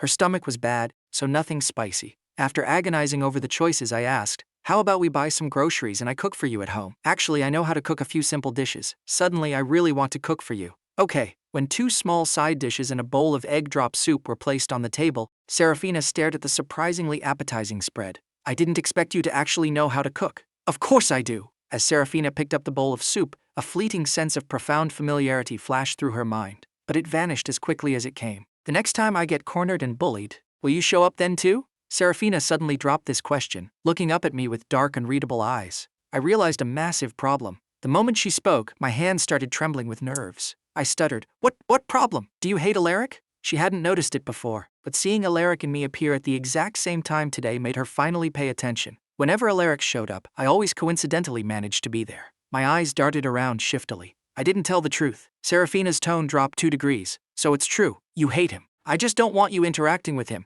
not even a little bit. Why? You and him won't have a good ending. My voice was filled with unwavering certainty. Seraphina raised an eyebrow and shot back. And what about you and me then? Huh? Will you and I have a good ending? I froze, suddenly too terrified to speak. First of all, Seraphina was destined to kill me. Even though the chances seemed low right now, if the mission succeeded and I guided her onto the right path, I would completely vanish from this world. A mocking smile spilled from Seraphina's lips. She prepared to resume eating. After a long silence, a voice finally broke the tension. We will. I will make sure you have the absolute best ending. It won't be a tragedy. I forced a strained, bitter smile. The college entrance exams were looming ever closer. Seraphina made a trip to the school specifically to bring back exam info just to tell me. She even dragged me along to buy stationery supplies. What are you spacing out for? Seraphina finished paying and turned back to look at me, still rooted to the spot. Did we forget to buy something? I shot a glare at Alaric, whose face was completely dark. Sigh. Walking out the door, Seraphina spotted the milk tea shop across the street. Do you want one? I noticed you really like drinking milk tea. I pointed at Alaric standing by the curb, utterly in disbelief. Seraphina's face remained completely stoic.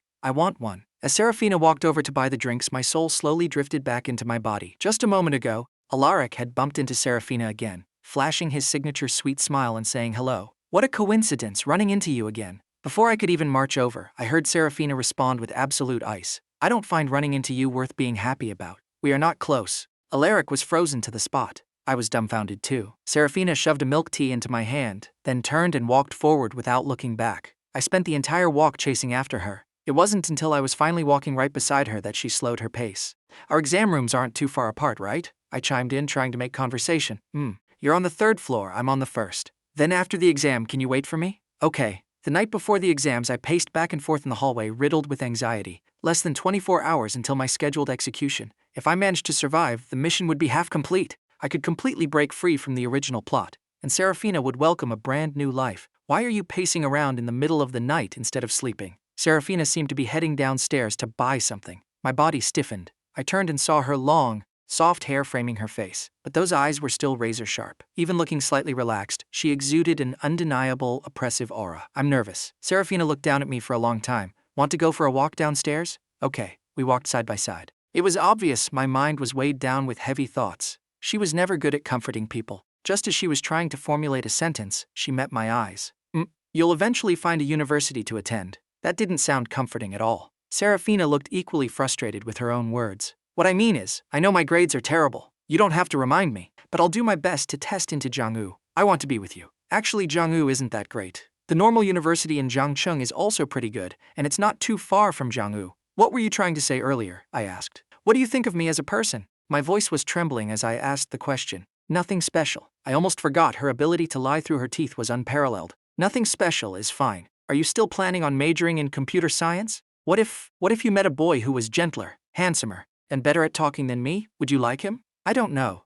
I want to go back. She picked up her pace, leaving me trailing behind. What does I don't know mean? It means she hasn't fallen for me. That's perfectly normal. How could she possibly fall for someone just because of a few small favors? Seraphina felt my lingering figure looked incredibly pathetic, walking so slowly, practically begging for her to turn around and chase me. But she didn't. Lying to herself wouldn't do any good. She was terrified that if she chased after me, she'd discover it was all just her own wishful thinking. Better to keep a shred of dignity. What the heck? I cursed, tossing and turning in bed. If I failed, I'd have to go back and do 10 lower-tier missions. I kept telling myself to separate reality from fiction. This is just a game. I was so tired. No matter whose body I occupied, this wasn't my real home, and I didn't truly belong anywhere. A profound sense of being lost washed over me. Host, are you crying? I fiercely wiped away my tears. Terrified I would oversleep, Seraphina came knocking on my door bright and early to make sure I was packed and ready. I looked at her in a daze. I had a million questions but couldn't bring myself to voice a single one. Good luck, Seraphina said, turning to leave. Seraphina, I called out.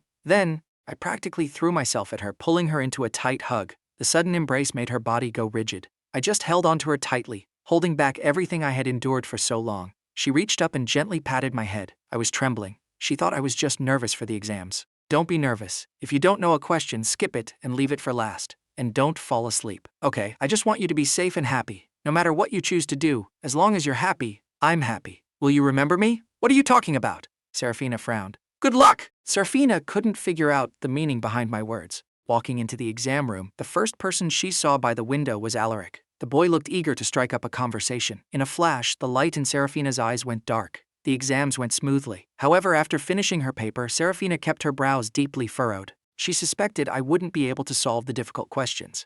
After much deliberation, she intentionally left the final hardest essay question blank. As for me, things were going incredibly smoothly too. With the system's guidance, I knew the exact cutoff score for Jinwoo this year. So I carefully calculated and left just the right amount of questions blank to hit the cutoff, no more, no less. If Seraphina stubbornly stuck to computer science, then I would sacrifice my life to accompany the gentleman and test right in there with her. Being a fast runner, I was the first to hand in my paper. I sprinted up the stairs to the 3rd floor. Seraphina was still inside the classroom, slowly packing her things. I shot a fierce glare at Alaric on the other side of the room. Plot armor is seriously terrifying. Managing to be in the same room for the college entrance exams? Seraphina looked toward the back door. Before she knew it, I had thrown my arms around her again. The scent of the young girl wrapped around her, soft and clinging. Seraphina blushed slightly, swaying a bit under my weight. I held onto her tightly, refusing to let go, sticking to her like superglue. The exams were exhausting. I need to recharge my energy. Seraphina completely froze. Alaric stared at me in shock.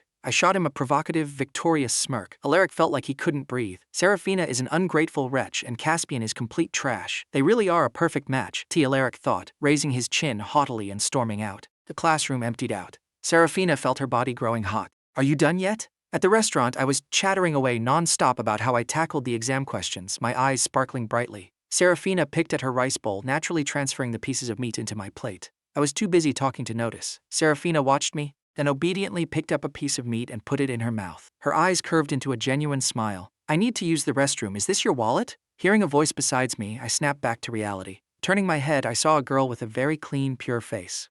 Her aura was completely different from Seraphina's. It was genuinely pure and innocent. Her features were incredibly harmonious. Thank you. You're welcome. I stared at her a little longer than necessary, because this girl was the actual female lead of the original novel. Is she pretty? Caught off guard by the sudden question from behind, I answered instinctively, yeah, pretty. I whipped my head around to find Seraphina staring at me with terrifyingly dark eyes. Oh crap, did I interrupt your ogling? My apologies. Seraphina turned and walked straight out. Panicking, I sprinted after her. No, I didn't mean. Get away from me. Seraphina shoved me hard. Seeing her already out the door, I fumbled in a panic to grab my wallet. When I tried to pay, the owner told me the bill was already settled. I rushed out the door like a madman. I always knew Caspian was shallow, Seraphina thought, viciously kicking a pebble on the ground. Just a moment ago, she thought I had been in the restroom too long and was worried something had happened. When she went to check, she saw me staring blankly at the back of some girl. Even though she couldn't see the girl's face clearly, she assumed she must be very beautiful. I followed pitifully behind her. Neither of us said a word.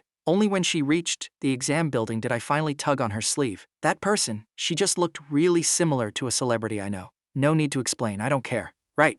Seeing your expression just now, I almost thought you were jealous. Forget it. I knew Seraphina wouldn't possess such an emotion. Thinking about that 99 affection level, I figured I was probably just being delusional. Only 5 hours left until my scheduled death. I laid my head on the desk, thoroughly depressed. These 5 hours felt like an eternity.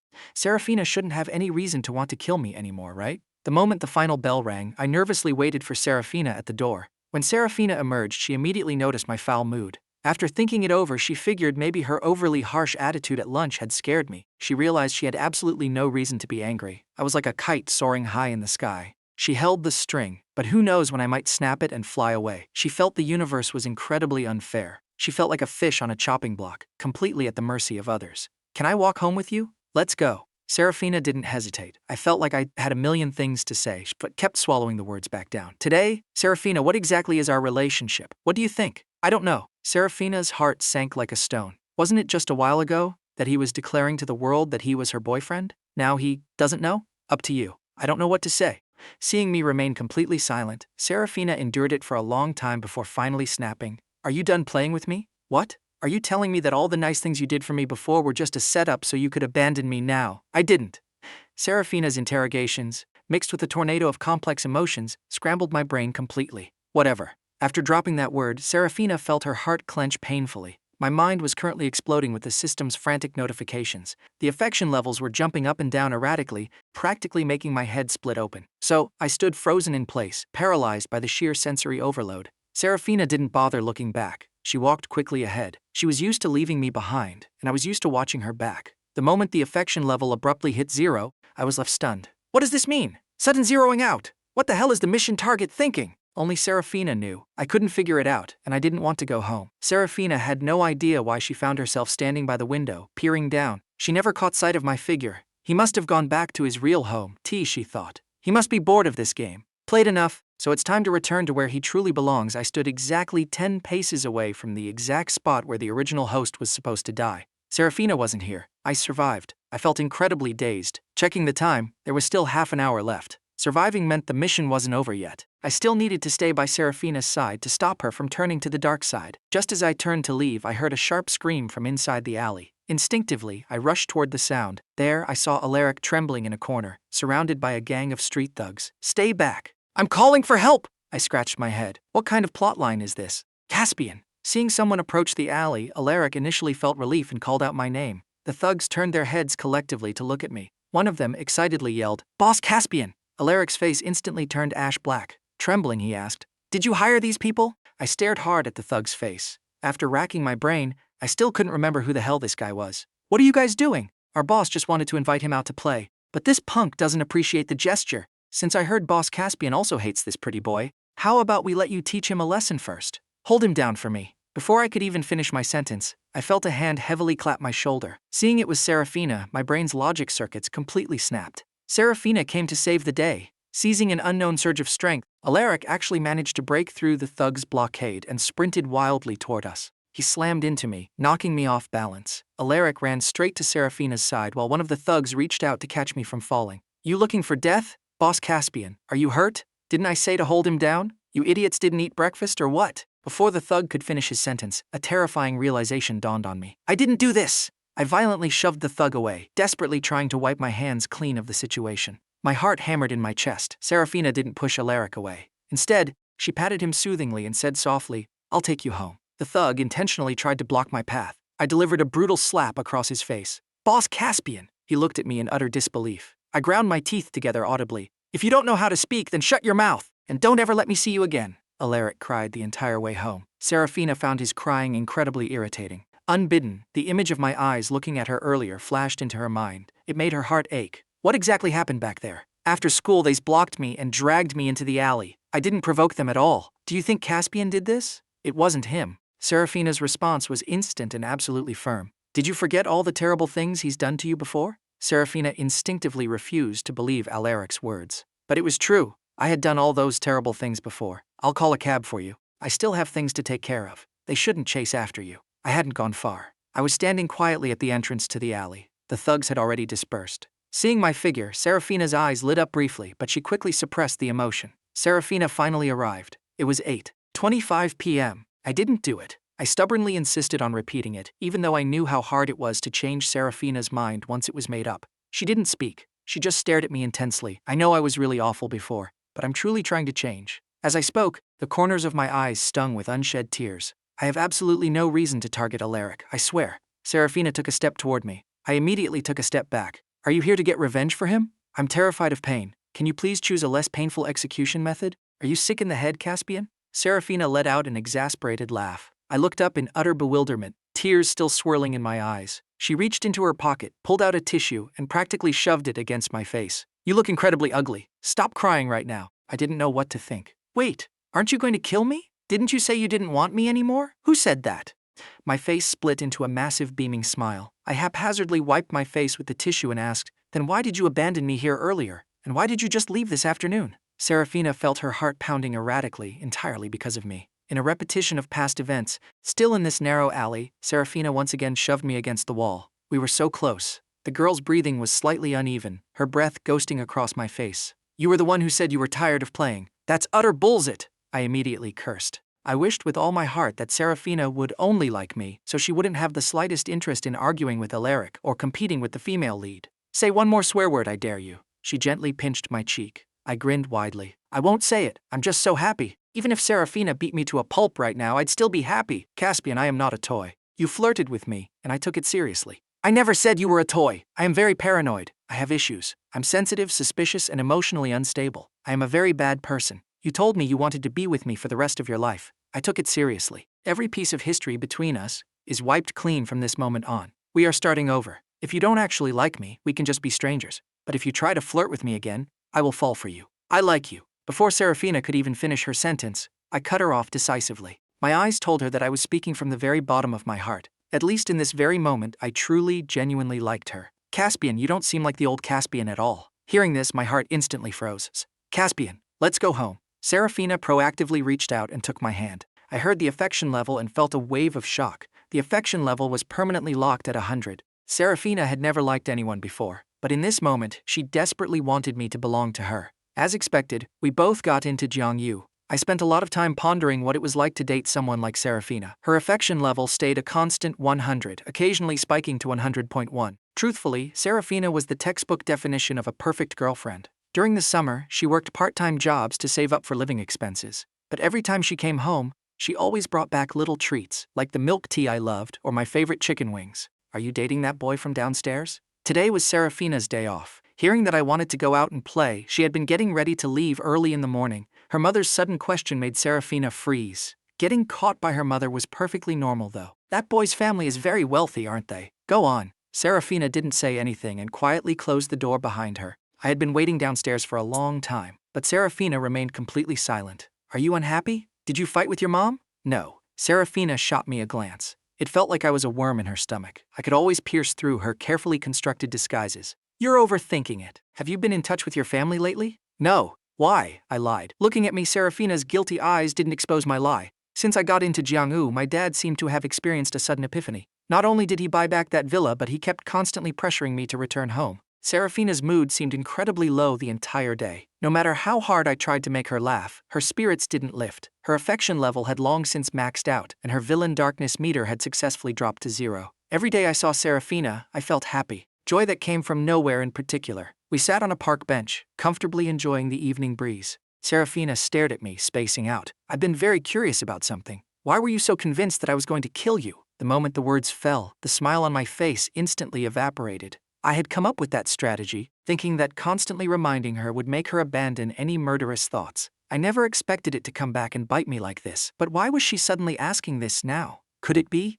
she was feeling the urge to kill me again? Well, I bit the bullet and started spouting absolute nonsense. I had a nightmare. I dreamt that you chopped me into 8 pieces. That dream felt way too real. Saying that, I grabbed the beverage and shoved it right in front of her face. Try this, it's super sweet. Seraphina had seen right through my thoughts ages ago. Under my expectant gaze, she took a sip. It was incredibly sour. Is it sweet? There was absolutely zero expression on her face. My hand trembled. I took the drink back and absent-mindedly took a couple of sips myself. Holy mother of pearl, it was sour. Haha. Seraphina rarely smiled, but when she did, her eyes were breathtakingly beautiful. They rippled like a pool of clear spring water. Chewing on the straw, I sneakily peeked at her, and my own lips curled up into a smile. Seraphina felt that whenever she was with me, she would always lose track of time. In the blink of an eye, the day to report to Jinwoo arrived. The university was quite a distance away. The fact that I actually managed to get into Jinwoo left even my high school teachers completely dumbfounded. Copying was impossible in the college entrance exams. In the end, they could only firmly conclude, my ancestors' graves must be smoking with literal magical karma. I walked all the way there with Seraphina. Her beautiful silhouette was exceptionally eye-catching on campus, drawing the gazes of countless students. Because of this, the moment I stepped into my dorm room, my new roommates practically swarmed me with enthusiasm. Bro, who was that girl walking with you earlier? My girlfriend, I replied, a distinct hint of pride lacing my words. Is she going to this university too? What major? Same major as me. We're both in computer science. Nice to meet you all, I'm Caspian. However, my joy didn't last long. The dorm door was pushed open once again. My eyes locked with the person standing in the doorway. Alaric. It felt like sparks of pure enmity were flying. Alaric's body went stiff, his jaw practically dropping to the floor. He looked like he wanted to turn and sprint for his life right then and there. Sharing a dorm with me was basically his absolute worst nightmare. Haha, you guys know each other? Talk about fate. You guys chat, I'm gonna go find my girlfriend. Since it was the first day of freshman registration, many parents were around helping unpack luggage. So, I easily slipped upstairs to the girls' dorms. Just as I was about to knock, Seraphina's dorm door opened. Handsome, who are you looking for? Seraphina followed the voice and looked over, immediately frowning. Why are you here? Abandoning the bed she was making, Seraphina walked straight over and grabbed my hand. I held up several cups of milk tea. First time meeting you all. I'm Seraphina's boyfriend. These are for you guys. Seraphina reached out and tugged at the hem of my shirt. Seeing the door move, she immediately pulled me closer to her side.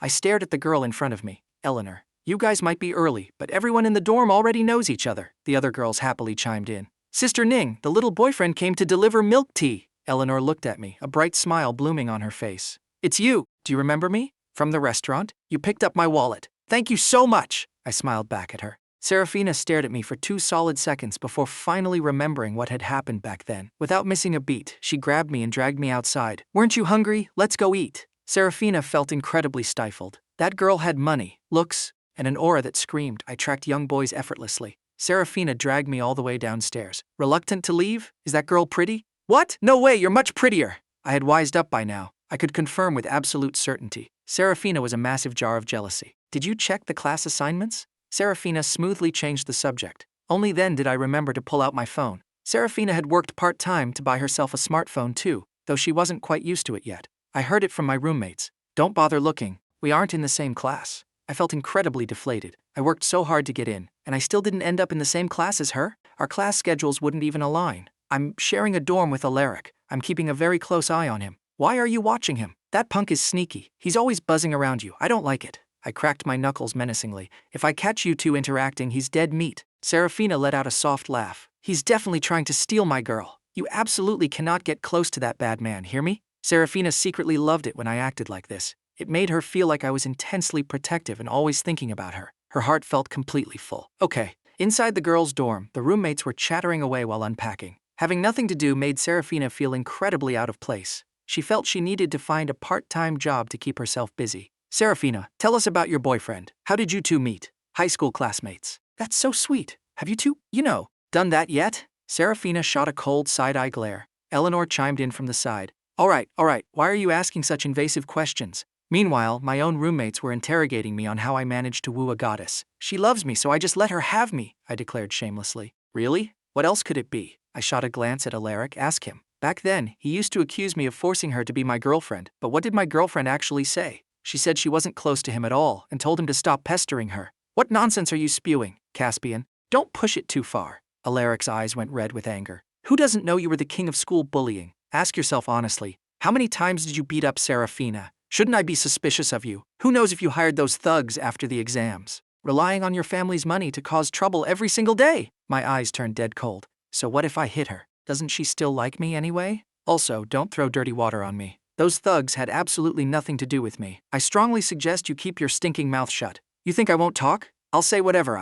Hearing this, I didn't hesitate. I instantly picked up a stool nearby. Say one more word if you have the guts. Alaric refused to show weakness. He took a step forward, puffing his chest out. Hit me if you have the guts. I swallowed hard. This Alaric seemed totally different from before, too. With the stool raised, I prepped myself to swing. He didn't flinch, just stared right at me. But in the next second, I slowly lowered the chair. Because Seraphina had told me not to get into fights. Forget it. I'll let you off the hook this time. Alaric let out a cold snort and walked away. After my fight with Alaric, my roommates clearly saw the dynamic. We were oil and water. Personally, I didn't care about gossip or rumors. I only cared about what Seraphina thought. But Alaric wasn't that carefree. Growing up, wherever he went, he was always the golden boy held in the palm of people's hands. Yet he constantly hit a brick wall when it came to me. Even when I was clearly in the wrong. Why? Alaric, are you not adjusting well to university? Seeing him looking heavily preoccupied and distracted, Eleanor's voice was incredibly gentle. No, I'm just in a bad mood. Tell me about it. Eleanor and Alaric grew up together as child sweethearts.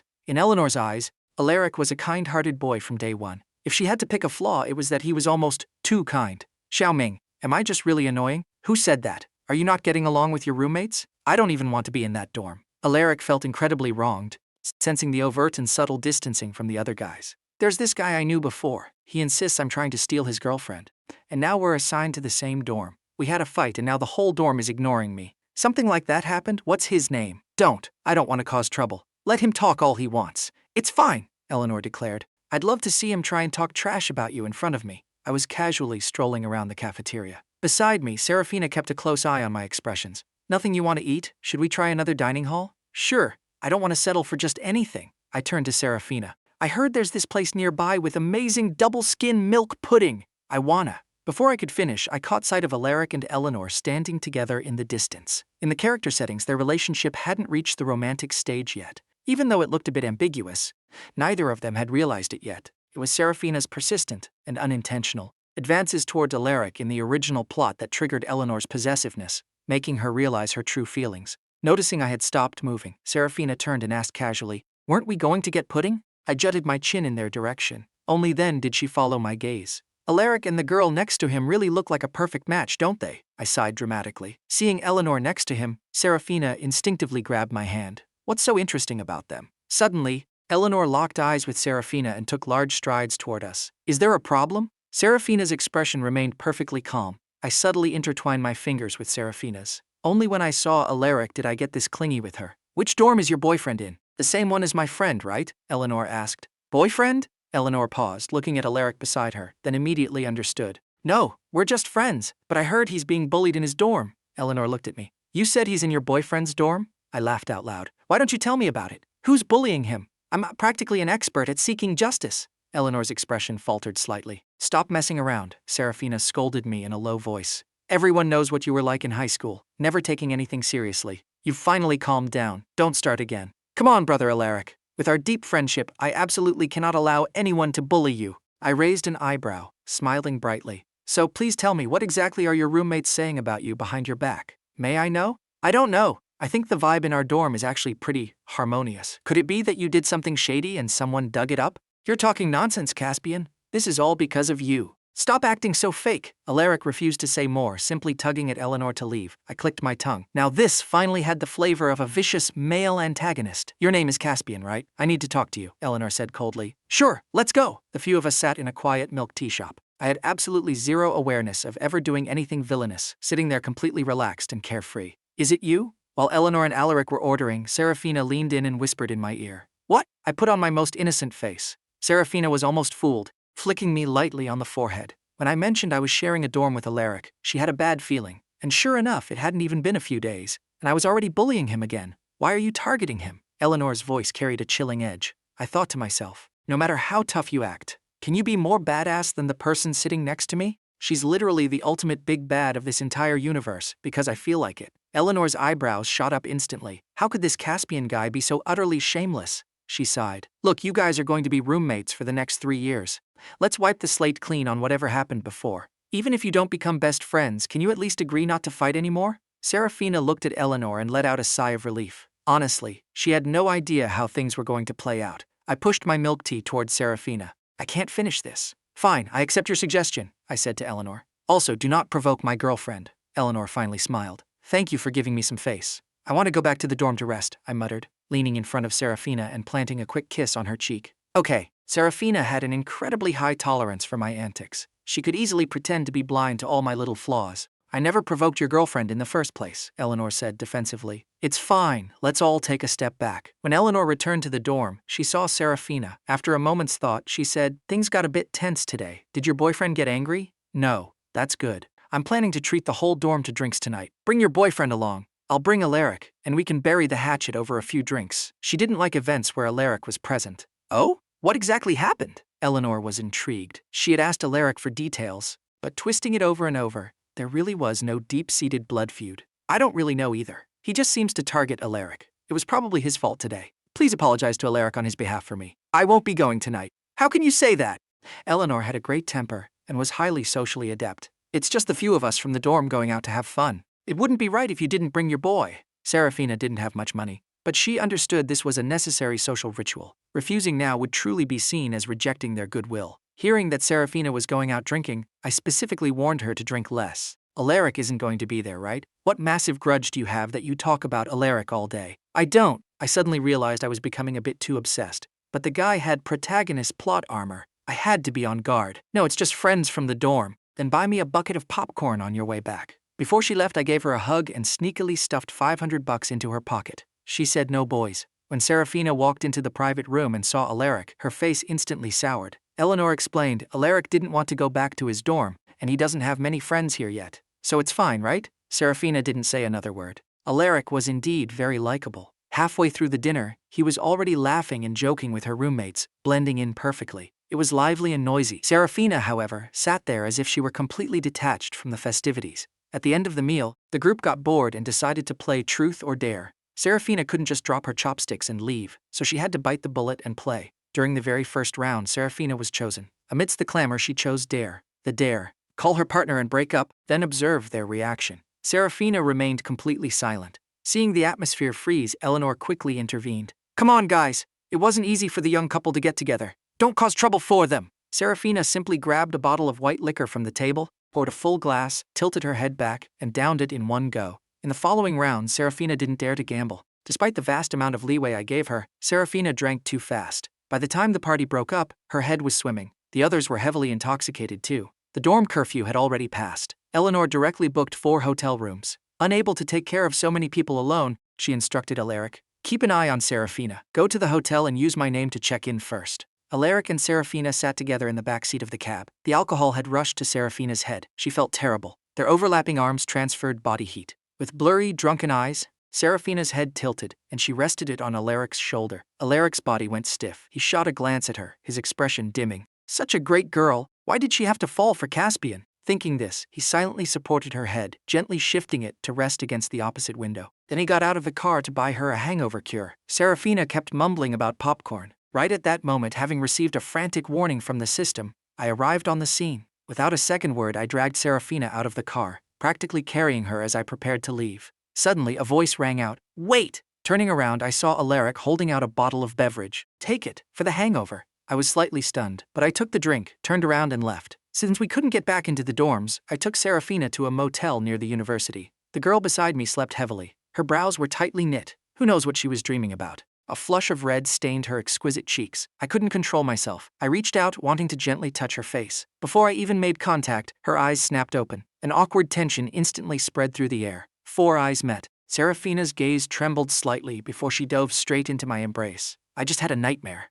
Go to sleep, it's late. My face was completely flushed red. Listening to my snores echoing in the room, Seraphina slowly opened her eyes, tears leaking out. She hadn't dared to tell me that she dreamt of the end of that alley. In the dream, a boy with a knife plunged into his chest was slowly dropping to his knees in front of her. He clung to her pant leg, his voice twisted with extreme agony. "Save me!" But the her in the dream seemed entirely unfazed by this. Cold and detached, entirely unlike a normal human. She crouched down, using a white-gloved hand to pat the boy's pale face. "Trash like you doesn't deserve to live in this world. If you want to blame someone, blame yourself for always provoking people you shouldn't. Don't cross my path in your next life." That exact sentence made Seraphina jolt awake in sheer terror. She had always considered herself a cold, erratic person. After everything the Sue family put her through, she had told herself from a young age that she would get revenge by any means necessary. If Caspian ever found out about that dark past, he would definitely despise her. Seraphina propped herself up, staring at me for a long, long time. If there is a deity in heaven watching over me, that deity's name must be Caspian. After sobering up, she couldn't fall back asleep. The reason was simple. My sleeping habits were absolutely atrocious. I rolled back and forth across the entire bed, occasionally grabbing her to nuzzle and cuddle. She didn't dare to move, terrified of waking me up. So she just lay there, stiff as a board, suffering through the entire night. The moment I woke up, she bolted into the bathroom. It took a long time before she finally emerged. "We should head back to school. Did you know you drool in your sleep?" Originally, I was feeling a bit restless, thinking we finally had some romantic couple vibes going. But before the atmosphere could even build, Seraphina's single sentence ruthlessly strangled it to death. My face was completely black the entire way. Seraphina pretended not to notice. On the way back, we bumped into Alaric and Eleanor. "Caspian, wait up. I want to talk to you alone. Do you have time?" Eleanor called out from behind. I only hesitated for a second before smiling and nodding. "Sure." Eleanor specifically chose the milk tea shop on campus. When I saw Seraphina's increasingly darkening expression, I wanted to say it wasn't necessary. But unfortunately, it was too late. "Yesterday, Alaric told me everything. I think there might be some misunderstanding between you and him. He absolutely has no intention of stealing your girlfriend. Is that so? Then did Alaric tell you what I was like in high school?" Eleanor fell silent. I answered my own question. "I've been an unreasonable tyrant since I was a kid. I'm just targeting him. What are you going to do about it?" After dropping that line, I silently gave myself a massive thumbs up in my head. I was acting the part of the vicious male antagonist absolutely perfectly. All right, my girlfriend is waiting for me at the door. Military training flew by in a flash. On the final day, all the platoons gathered for an evening gala. The boys and girls were practically breaking their backs trying to show off their talents to stand out. Isn't there a joke about this? If you perform well tonight, you secure priority mating rights for the next 4 years. Finding a gap in the crowd, I stealthily snuck to Seraphina's side, grabbed her hand, and grinned at her. The surrounding boys erupted into a chorus of boos and teasing whistles. In the past, she absolutely hated the feeling of being stared at. She always felt people were looking at her with strange, judgmental eyes. But in this moment, she actually enjoyed it. The boys behind us sneakily passed some things forward. Seraphina hesitated for a moment when she realized it was 2 bottles of alcohol. The night breeze was gentle. I smiled and said, "Thanks. Cheers to our hard-won, incredibly difficult love." "What hard one?" she muttered. "You wouldn't understand."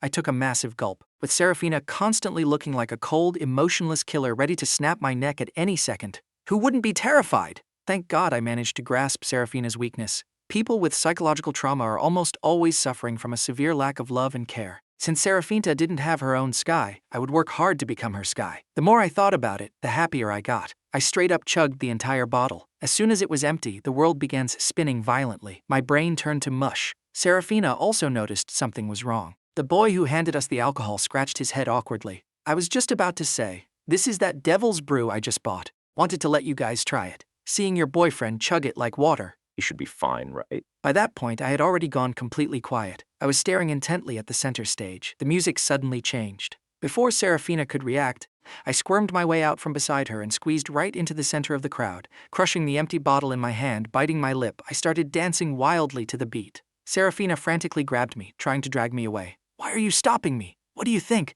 That is my stage. You're dancing like a maniac. Doesn't it look good? I used to be a top-tier pop idol, you know, Seraphina." I held her face in my hands and stared at her for a long time. I planted a kiss on her cheek. "Thank you. Why are you suddenly speaking so formally? For giving me the chance to complete my..." Seraphina clearly saw my mouth moving, but the words in the middle were like a movie scene suddenly muted. "What did you say?" I said. Suddenly, an agonizing pain ripped through my body. It was a pain pushed to the absolute extreme. My legs gave out, and I dropped to my knees, collapsing onto the ground. Seraphina watched in utter shock as I practically kowtowed right in front of her. The system's protection mechanism had just triggered, blasting me with a high-voltage electric shock. The alcohol in my system evaporated instantly. When I regained my senses, I found myself sprawled on the ground. Seraphina's expression was absolutely priceless. "I am just so incredibly thankful that you agreed to be my girlfriend. But I didn't know how to express my sheer excitement, so I kowtowed to you. Are you satisfied with this method of showing gratitude? Hurry up and get up." Seraphina knew I was spouting nonsense, caught between laughing and crying. "Do your legs hurt?" Honestly, I didn't feel like it was a big deal. I had suffered way worse pain when resisting the system before, but no one had ever asked me if it hurt. I was so incredibly moved. I instantly threw my arms around her, my hands getting a little too adventurous. "What are you groping? What's wrong with touching my own girlfriend?" Seraphina didn't respond. And I, in that fleeting moment, genuinely felt that spending the rest of my life with her wouldn't be such a bad thing at all. One day, I chased down the system and asked, for all those hosts who entered S-rank missions but failed, what was the most common mistake they made? The system replied, they fell in love with their target. We leaned on each other all the way back to her dorm building. When it was time to part ways, we were incredibly reluctant, looking back every 3 steps. I felt that living these kinds of days for too long would inevitably make me lose my grip on reality. If the system hadn't reminded me that a new chapter was about to begin, I would have happily drowned in these daily flirtatious banters with Seraphina. Late at night, my phone rang jarringly. I quickly answered, only to hear Seraphina's hoarse voice. "Caspian, I have to go back home tomorrow. I don't know when I'll be back. Be good at school. Don't cause trouble, okay?" Calculating the timeline, the day had arrived. "Wait for me downstairs for just a little bit, okay? Just a little bit. I want to see you, right now." Seraphina remained silent for a moment before replying, "Okay, can you tell me what happened?" Seraphina's eyes were bloodshot, tears pooling at the corners. Seeing me, she finally couldn't hold it back anymore. I had never felt that predicting the future was such a painful curse. The entire world was rushing towards sickness, entangled in pain or extreme sorrow, and I was utterly powerless. Warning, target's blackening level is rising rapidly. Host, please prepare yourself. Auntie is a good person. She'll definitely be fine. Heaven protects the good. Look, your eyes are all red. Why don't you try to sleep a bit more? With one arm, I pulled the girl into my embrace, desperately trying to distract her. Girlfriend, since we're in college now, it's not considered puppy love anymore, right? Can I finally tell your mom that I'm your boyfriend? That way, I can officially meet the parents. Whatever Seraphina was thinking, she lay quietly in my arms. Here, pat my head. Are you a dog? I heard that patting someone's head makes them feel better. Shouldn't you be the one patting me? Saying that, I placed my hand on top of her head. So do you feel better now? I thought back to when I advised Seraphina to study medicine. Honestly, there was a bit of bias there. I just wanted her life to be a little better. She was a genius. Maybe she could create a miracle, but the cycle of life and death is ruthless. It doesn't spare anyone. The moment we arrived at the hospital, Seraphina rushed straight to the ward. I noticed the neighbor standing nearby, a friendly-looking woman in her 50s. "Hello, Auntie. I just asked the doctor, did you help pay the medical bills up front? How much was it? I'll reimburse you $600 for Seraphina. You're the boy from downstairs. Are you a relative?"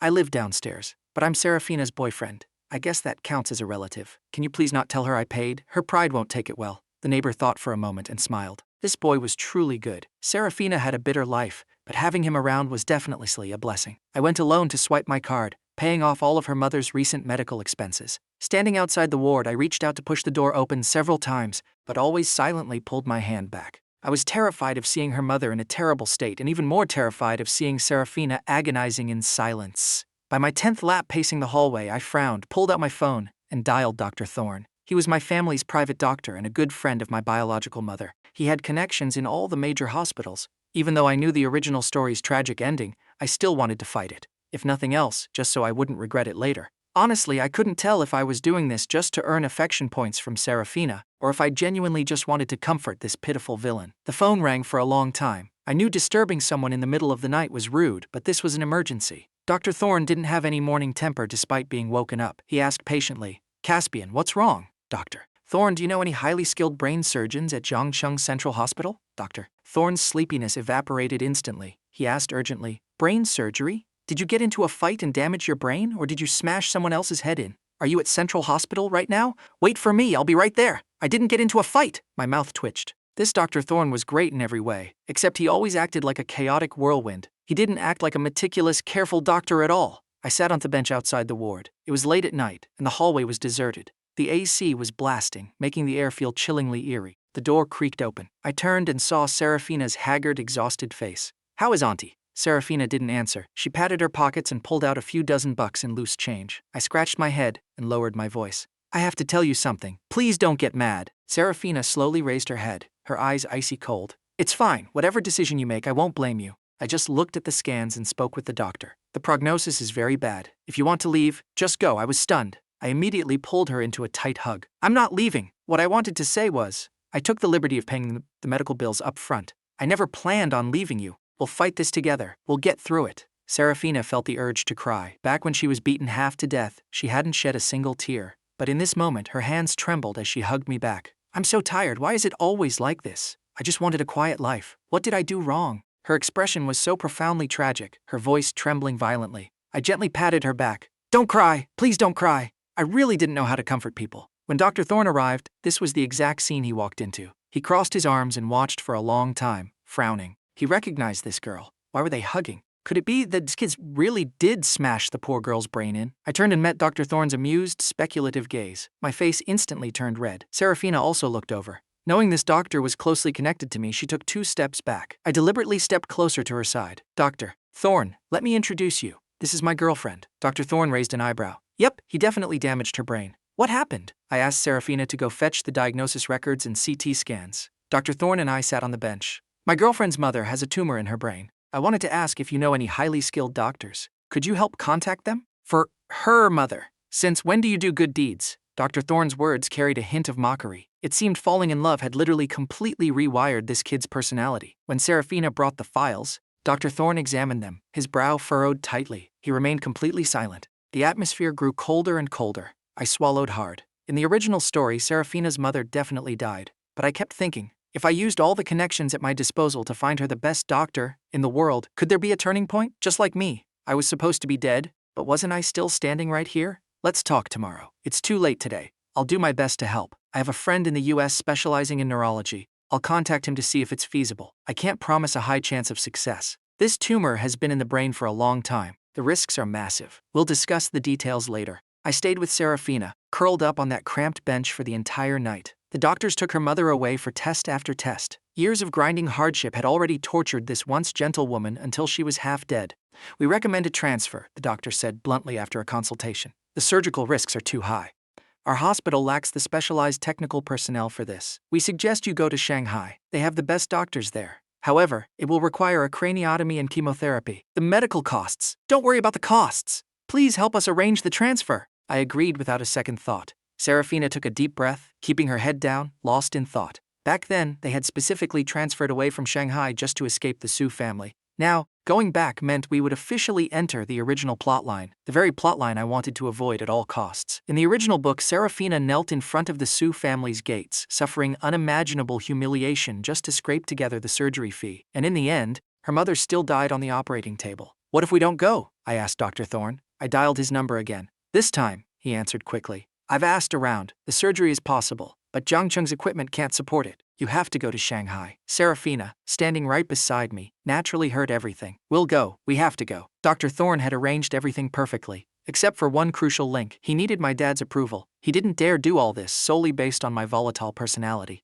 I didn't dare tell Seraphina. I made up an excuse about going to the restroom. Seraphina was actually already awake. She watched me leave, then opened her eyes and softly called out, "Seraphina." Mom, don't worry, it's not a big problem. We're going to Shanghai and we'll be back soon. Stop hiding it. I heard everything. I have something I wanted to tell you. My daughter has grown up so beautiful. A tear slid from the corner of her eye. Mom just had a dream I dreamt of when you were little. Even back then, you were different from other kids. You never cried or threw tantrums. You always smiled when you saw me. Even back then, I thought, having you in this life makes it all worth it. That boy, I like him too. He treats you well, and you must remember that. When you repay him in the future, treat him a little better. Mom doesn't regret anything in this life. Mom doesn't want treatment anymore. I probably have a few months left. I can save up a bit more money for you so his family won't look down on you in the future. I have a way. I'll pay back Caspian's money too. We are going to Shanghai. You just focus on getting better, okay? I stood in the hospital stairwell, picking at the peeling paint on the wall. When my dad answered my call, he was quite surprised. How could his new son possibly care about him? But his voice was still ice cold. What is it? Are you out of money? If you're done playing around outside, hurry up and roll back home. Dad, I want to invite you to watch a good show. And as payment, please save Seraphina's mother. Host, are you sure you want to do this? This is not a joke. I knew the consequences perfectly well. At 12 o'clock, after you enter the restaurant, a waiter carrying a tray will trip and fall on the floor. The cashier at the front desk will burst into loud laughter while looking at her phone. At that exact moment, an old man wearing glasses will walk right past you. What is this nonsense? My dad was completely stunned. Everything I described over the phone happened exactly as predicted, down to the second. In that 1 second, his mind raced through a million possibilities. His eyes darkened. Caspian! Do you really need to use cheap tricks to lie to me? You're using my money to hire actors? Right now, go outside the restaurant and look at the rain. My dad walked outside the restaurant. He looked up at the cloudless, crystal-clear sky. A wave of annoyance washed over him. Rain? Zhangcheng hasn't seen a drop of rain in half a month. Do you think I don't check the weather forecast? Right at that moment, dark clouds violently rolled in. A torrential downpour instantly crashed from the sky. The hand my dad used to hold his phone trembled violently. His eyes were filled with absolute disbelief. The expression on his face completely froze. The corners of my mouth curled up into a smile. In the original novel, Zhangcheng, which hadn't seen rain in half a month, would experience 3 consecutive days of torrential rain starting today. The major turning point of the entire story also began during these few days. I believe you are a smart man, I said with a slight laugh. You actually have the ability to predict the future. Then predict this. Will I end up helping you? My dad's lips curled into a predatory smirk. He paused, then declared firmly. I will. I absolutely will. Haha, you brat, take care of yourself. Dad has business to attend to. I'm hanging up. Actually, my dad couldn't care less about the power of prophecy or how much profit it could bring him. Nor did he care if my words were true or false. Saving a life just took one word from him. After all, I was his biological son. Watching his retreating back, a look of sheer excitement flashed across my eyes. I hurriedly dialed Dr. Thorne. I've gotten my dad's approval, he agreed. You can process the transfer. After saying that, I hung up the phone. Cold sweat poured down my forehead. My originally excited expression gradually stiffened. All the strength in my body was completely drained away. With a heavy thud, I collapsed to the floor. My head slammed hard against the tiles. I couldn't hold on any longer. Ever since I started actively twisting the plotline, this agonizing pain had been continuously stacking up. Dr. Thorne arranged a private jet for the mother and daughter. On the way to Shanghai, Seraphina never saw me. Texts went unanswered. Calls wouldn't connect. After receiving a phone call, Dr. Thorne cast a heavy look at Seraphina. I'm sorry, I can't accompany you to Shanghai. My assistant will help arrange everything for you. Dr. Thorne was always a whirlwind. He said he was leaving and he was gone. Seraphina frowned. I want to ask, where is Caspian? Is he not coming? Dr. Thorne's expression was grave and chillingly calm. He has something to take care of. Dr. Thorne's eyes were filled with complex emotions. Just moments ago, my dad had frantically called him back, saying something had gone terribly wrong with me. He was driving back like a madman, worried sick the entire way. Seraphina let out a sigh. Maybe it's for the best if he doesn't come. If they ran into the Su family, all her wretched humiliation would be completely exposed to Caspian. It was her pride acting up. She didn't want to tear all her wounds open for me to see. After losing consciousness, I was transported straight to the system's holding space. Like a regular, I slumped comfortably into a chair and grabbed an apple. Plot deviation, 30%. Spit it out. Which of my organs did you fry with electricity this time? Host, you are far too impatient. I don't regret a thing. I don't think I did anything wrong. Your mission time has been drastically cut down to 6 months. How is that not wrong? If you had followed the plot step by step, you would have had 3 years in this world. That's a terrifyingly long time. Long enough that the future would be completely unpredictable. I'm ready to wake up now. Remind me, what's the minimum standard for clearing an S-rank mission? Blackening level 0%, affection level 50%. Reaching these metrics constitutes a cumulative clear. I slowly woke up in the real world. Instantly, I heard my dad's roaring voice. What the hell are you talking about? How could my son suddenly have heart failure? Xiao, please calm down. I watched this dramatic scene unfold and cleared my throat. Dad. My dad's body went completely rigid. He never in a million years would have thought that his arrogant, domineering son was actually this fragile. So fragile that a single misstep could mean even the gods couldn't save him. He wasn't used to speaking with warmth. With a cold face, he asked, "How is your body feeling?" "I'm okay. I just heard heart failure." "Am I going to die?" "Stop talking nonsense. It's nothing. You just focus on resting and recovering. Don't worry about anything else. I just wanted to talk to you." Subconsciously, my dad didn't really want to talk to me. I seemed to have changed completely, yet simultaneously hadn't changed at all. Has Seraphina left yet? At a time like this, why are you still obsessing over that girl? Actually, Seraphina is a very good person. As good as my mom. What's so great about her that makes you do all this? Because I came to this world specifically for her, Tai said silently in my heart. Even if you don't like Beatrix, there are others, but none of those others are Seraphina. I made him feel incredibly guilty, yet deeply frustrated. He saw shadows of certain people in me, and he absolutely hated that feeling. I don't agree. You know exactly what her family background is like. You have an arranged marriage with the Liu family. Do you have any idea how much profit is tied up in that? If you unilaterally tear up the agreement, do you know how massive my losses will be? Living without money isn't easy. I know that firsthand. Is that your excuse for deceiving my mother? My dad was so furious he was choking on his words. I told you, your mother wasn't. Money can be earned again. There is only one Seraphina. I probably don't have many days left to live anyway. Even if I don't have money in the future, it doesn't matter. More than money, I just want to be with her. My eyes welled up with tears. I know you don't like me, Dad, but please don't go against her. Just help her out, okay? Isn't she just poor? Fine, I'll give her a sum of money. That's not what I want. In the future, That sentence sent a violent surge of electricity straight through my body. My head throbbed with excruciating pain, cold sweat breaking out on my forehead. I passed out immediately. I am Caspian's father. Can I ask what this is regarding? Did you receive the money? Seraphina's heart skipped a beat. She had already prepared herself for every possible scenario. Either choose her mother or choose Caspian. The thought of making that choice left a bitter taste in her mouth. Yes, I received it.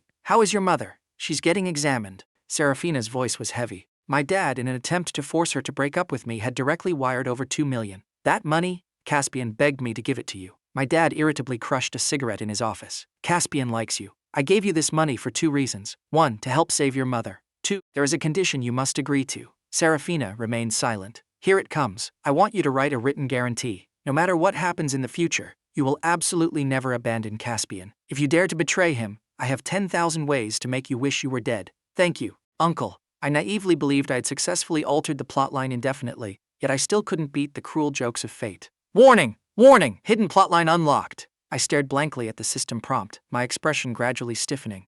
I frantically scrambled out of bed and dashed downstairs. If you're just playing around with my son, I wouldn't take this money back anyway, but I hope you'll never bother him again. My son has been diagnosed with heart failure. However, even if he dies, you won't get a single cent of his inheritance. The smile on Seraphina's face slowly vanished. What happened to Caspian? She couldn't understand. The boy who was just smiling and joking by her side a few days ago was suddenly deathly ill? What on earth happened? Seraphina's chest felt tight, incredibly suffocating. She gripped her shirt, her eyes burning. I hope you can keep your promise. With that final sentence, my dad hung up the phone. Seraphina felt her entire body go limp. She collapsed onto the hospital bench, staring blankly at the bridge outside the window. The consent forms were signed. The surgery only had a 30% success rate. The hope was infinitesimally small. Seraphina realized that she had no choices when she was a child, and even now she still had none. Everything she did was a gamble. Now the stakes were massive. She was gambling with human lives. The lead surgeon was a specialist flown in from abroad. Shanghai treated her like a super VP. She got the absolute best treatment wherever she went. Seraphina grew increasingly silent, often spacing out alone for long periods. Thinking back and forth, the person she missed the most was Caspian. Back then, he was so arrogant and overbearing. He'd beat up anyone who irritated him. Seraphina smiled weakly. Back then, he absolutely hated her. Yet looking back now, he looked like a man desperately in love with her. Seraphina asked the doctors here about heart failure. From now on, I would lose the ability to run and jump. I would even lose the right to throw a tantrum. I could only exist as a fragile glass doll, forced to remain perfectly calm forever. Seraphina sat in the hallway chair, the sharp scent of disinfectant filling the air. The IV drip counted down the time, drop by drop, second by second. Her mother lay on the gurney, her eyes staring blankly. For the first time, she felt the hospital corridor was impossibly long. So long you couldn't see the end, only the gray-white ceiling stretching forward indefinitely. It was suffocating. Reflecting on her arduous, bumpy life, it felt like she hadn't had time to accomplish anything. Before it was all hastily coming to an end, she had a premonition. If she fell asleep this time, she would never wake up again. I was running frantically through a torrential downpour. I was so exhausted. My brain was nearly completely blank.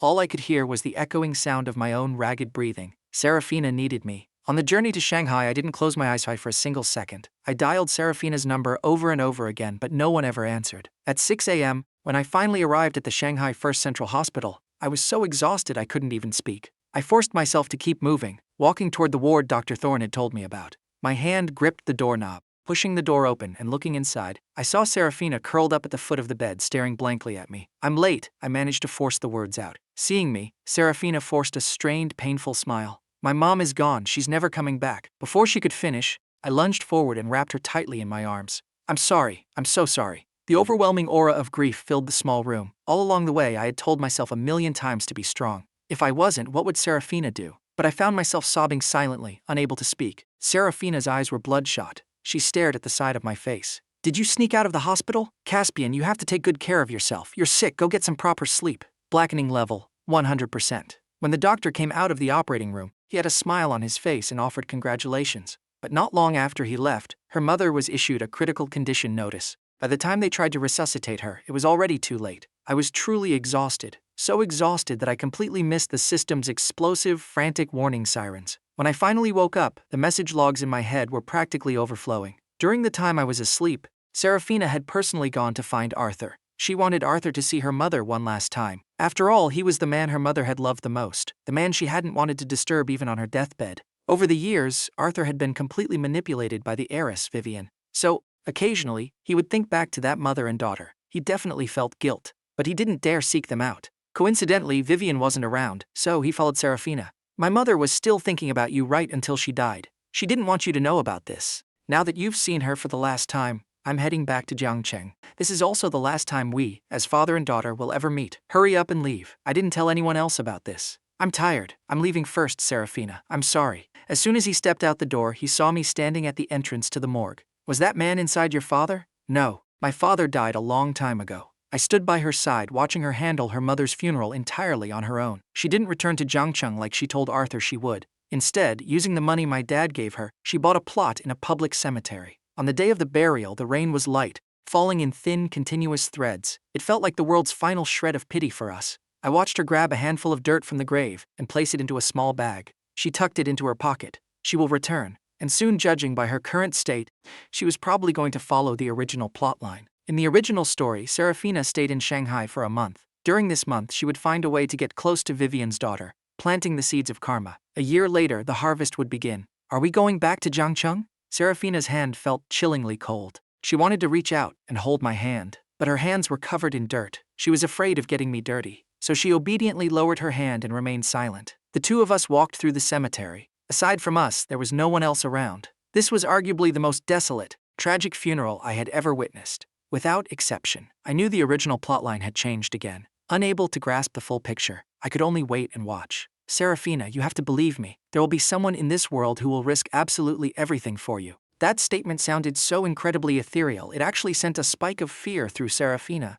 She didn't even understand the root of this fear. "You're sick. I'm fine. I'm perfectly fine. Didn't you say you'd accompany me to a ripe old age? That you'd give me a good ending?" Seraphina's words carried such profound grievance. Seeing her like this, my own body trembled. Leaving aside the fact that I couldn't stay with Seraphina for a lifetime in this world, looking at how things were going now, it seemed we wouldn't even get that good ending. I remained silent for a long time. Seraphina watched the rainwater slip through her fingers, leaving only faint, tear-like streaks. She couldn't hold on to the water. She couldn't hold on to anyone. "You promised me, you have to keep your word. You're all I have left." After returning from Shanghai, I spent my days tossing and turning in my hospital bed, desperately trying to devise a counter-strategy. I had succeeded in making her fall in love with me. But the blackening process hadn't diminished in the slightest. I only had 6 months left. I wouldn't even live long enough to see Seraphina meticulously set up her grand revenge scheme. I furrowed my brows. I absolutely could not allow Seraphina to plummet into the abyss. Once she fell, there would be no turning back. The system seemed to sense my thoughts and immediately tried to stop me. "Host, think twice. This is not a game. If Seraphina is destined to do these terrible things, why can't I do them for her? If I become the ultimate big bad, she won't have to be the villain anymore. Isn't that a form of salvation too?" A bold, terrifying plan formed in my mind. "Seraphina, I will take on your sins for you. I told you both to leave here forever. If I ever catch you setting foot in Shanghai again, you will pay the price." That voice echoed in Seraphina's ears like a demonic chant, impossible to shake off. Seraphina jolted awake. All these years, she had never proactively provoked anyone. She had been living a humble, lowly existence, just trying to survive. She never intended to be an obstacle in anyone's path, but some people simply found her existence to be an eyesore. They relentlessly pushed her toward a dead end. The doctor showed her the scans. Someone had pulled the plug on her mother's life support. The wound was infected by an unknown foreign object. Everyone present avoided her gaze. The security cameras had coincidentally malfunctioned. They refused to tell the truth. They didn't dare tell the truth. A profound sense of powerlessness took root in her heart, like an invisible pair of hands choking her throat. Vivian, the stupidest thing you ever did in your life was not killing me too. I'm coming for you. I lay in bed, strategizing. In the original story, Seraphina had manipulated Su Qian, the official heiress of the Su family. She lured her step by step into the abyss, utterly ruining her reputation. She even hired someone to seduce Arthur. Under the double blow of her daughter being sent to prison and her husband's infidelity, Vivian suffered a complete mental breakdown. But what broke her completely was her husband committing suicide by drinking poison. Leaving behind a will, Seraphina would inherit all his shares. Arthur actually wrote that will himself. After discovering everything Vivian had done to Seraphina and her mother, he secretly drafted the documents. Perhaps it was just a desperate attempt to soothe his own guilty conscience. Given the current circumstances, I had to find a way. I couldn't let Seraphina be the one to strike. But I also couldn't just blatantly force the plot forward myself. I pondered for an entire night and came up with absolutely nothing. Until the next morning, when my dad arrived, he knew I had dragged my sick body to run off and find Seraphina. He was so furious his teeth ached. He held such high hopes for this son, only for him to be lured away by the slightest taste of sweetness. My dad walked in holding a thermos of chicken soup. For the first time, I smiled at him. He instantly knew nothing good was about to happen. Dad, do you want to expand your business into Shanghai? My dad remained silent for a long time before finally saying, adult matters. Kids shouldn't interfere. Seraphina's mother is dead. I said this with absolute detachment, not a single trace of emotion on my face. My rationality was so chilling it made even my dad feel like he was looking at a stranger. She was murdered by Arthur's wife, Vivian. Guess what she wants to do the most right now? She needs a knife. If I can help her grab that knife right now, she will rip a layer of skin right off the Su family for me. If this blade is pointed directly at the Su family's only daughter, Su Qian, take a wild guess what will happen next. My dad stared at me blankly. Was this still his useless playboy son? Did Seraphina tell you this? How could she possibly tell you these things? If she taught you to say this, then she herself is a living weapon. How do you know her blade won't be pointed at you next? Someone like her is far too dangerous. You are my son. I won't let you get hurt. I can't guarantee that. But I don't have much time left. I've already worked so hard up to this point. I don't want to return as a failure. My dad genuinely thought this was an incredible business opportunity. It seemed he needed to have a little chat with Seraphina himself. I was forced to stay in the hospital for over half a month. Seraphina seemed incredibly busy. She rarely visited, but every time I did see her, I could feel the drastic changes in her aura. It was as if she had suddenly grown up the moment her mother passed away. Before, she would occasionally tease me or make sarcastic remarks. Now every visit was just a few polite, empty pleasantries. If her affection level wasn't steadily rising every single day, I would seriously suspect she had someone else on the side. I'm being discharged tomorrow. What time are you free tomorrow? Let's go back to school together. I'm sorry. Seraphina curled her fingers into a loose fist, smiling at me. I have to go to Shanghai tomorrow. What are you going to Shanghai for? I immediately frowned. I had no idea what my dad had arranged. Could it be that he was making her do those ruthless, underhanded things all by herself again? Arthur ran into some trouble over there. He asked me to go back. Don't worry. I can handle these things. Just don't get involved, okay? I pursed my lips, showing no reaction. She had to walk the path she chose, no matter how unpredictable the future was. Seraphina took my silence as silent agreement. The moment she left, I called my dad. What did you tell Seraphina? I have to say, that kid is a prime piece of material, steady, ruthless. She doesn't pull any punches, even against her own flesh and blood. His praise didn't make me feel proud at all. It just sent a chill down my spine. Is Seraphina still going to walk her original path? You said you'd hand her the knife. So you did. But what did you ask her to do? Just digging up some dirt, that's all. Don't worry. After all, she's going to be my daughter-in-law in the future. If she doesn't care about keeping her hands clean, I care about my family's reputation. Aren't you getting discharged today? Just rest at home. No, I'm going back to school. I had to get to Shanghai one step ahead of her. I had to do what Seraphina wanted to do before she could. At the same time, I vaguely sensed something was terribly wrong. The one heading down the path of no return right now wasn't Seraphina, it was me. Seraphina had tossed and turned all night. No matter what happened, Caspian was the most important thing to her. She had neglected me way too much lately. But that was only because she was terrified. Terrified that I would worry and agonize over her again. Seraphina bought my favorite snacks and picked up a bouquet of flowers as she passed a florist. She pushed open the door to my hospital room. Empty. When I finally answered Seraphina's call, I had already arrived in Shanghai. Watching the bustling traffic and the intoxicating neon-lit streets, I felt a bit dazed. Seeing 42 missed calls on my screen, I knew Seraphina had already figured out where I went. Where are you? Seraphina was weaving through the Zhangcheng train station.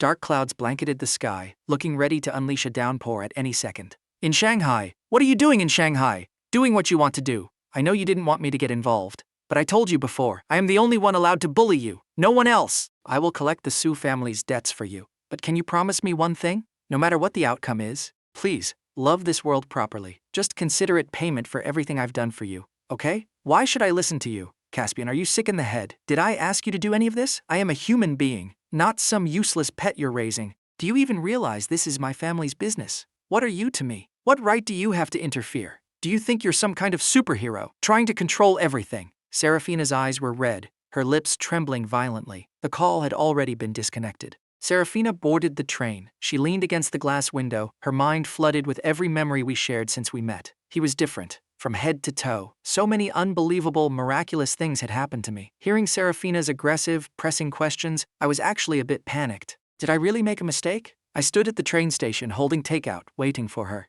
Hours passed, and there was still no sign of her. I stood there hour after hour, lost in my own thoughts. What are you doing? I'm waiting for you. Are you tired from the ride? I bought you some. Don't speak to me right now. Seraphina grabbed me and dragged me out of the station. Her face practically had "I am furious" written across it in bold letters. Do you realize what would happen if you ran off to Shanghai by yourself and something went wrong? Seraphina poked me hard in the forehead. I genuinely don't know what is inside this brain of yours. It's you, Seraphina! I took the initiative to grab her hand, grinning foolishly. My brain is completely full of you. You still dare to joke around with me? Seraphina noticed I was carrying 2 portions of food. Her harsh expression softened slightly. You haven't eaten yet? Yeah. What about you? If I hadn't come, were you just planning on starving yourself? Don't ever do this again. Yes, girlfriend. I walked with Seraphina through the night streets of Shanghai. The wind was warm and heavy. Seraphina walked behind me, hooking one of her fingers around my pinky finger, making sure I didn't get lost. I turned to look at her. Our eyes met. The young girl's eyes were still misty with unshed tears,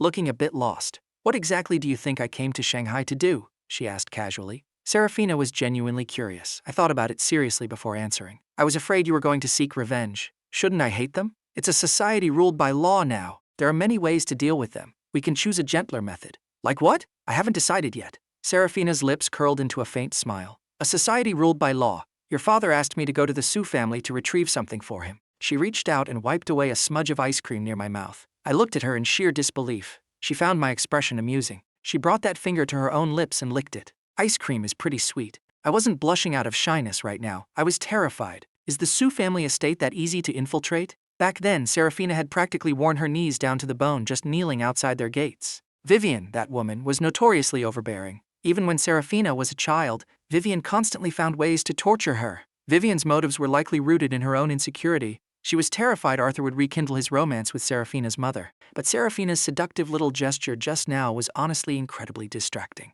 My face slowly burned red. I muttered under my breath, "Absolute menace." I didn't know if Seraphina heard me or not. You're going back to Zhangcheng tomorrow. I am not. I was exceptionally stubborn on this issue.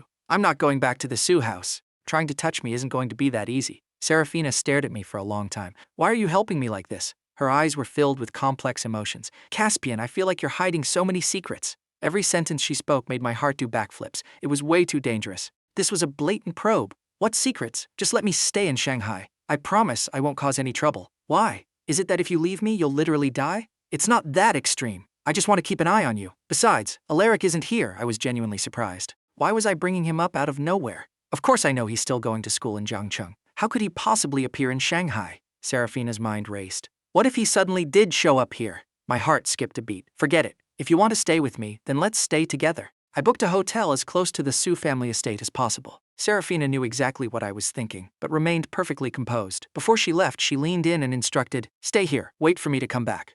Okay, watch and wait. I wanted to see exactly what she was planning to do. The system's voyeur function originally cost points. I haggled mercilessly with the assistant AI and managed to get the function unlocked as compensation. From the moment Seraphina stepped out of the hotel, her every move was fed directly into my mind, playing out like a movie. Seraphina looked up toward the floor I was staying on. In the vision, our eyes seemed to meet. My heart fluttered. Even though I knew it was impossible for her to detect the voyeur function, making eye contact with her sent my heart racing. A dull ache throbbed in my chest. She took a taxi to the Su family estate. gazing at the towering skyscrapers out the window. Her mood was exceptionally low.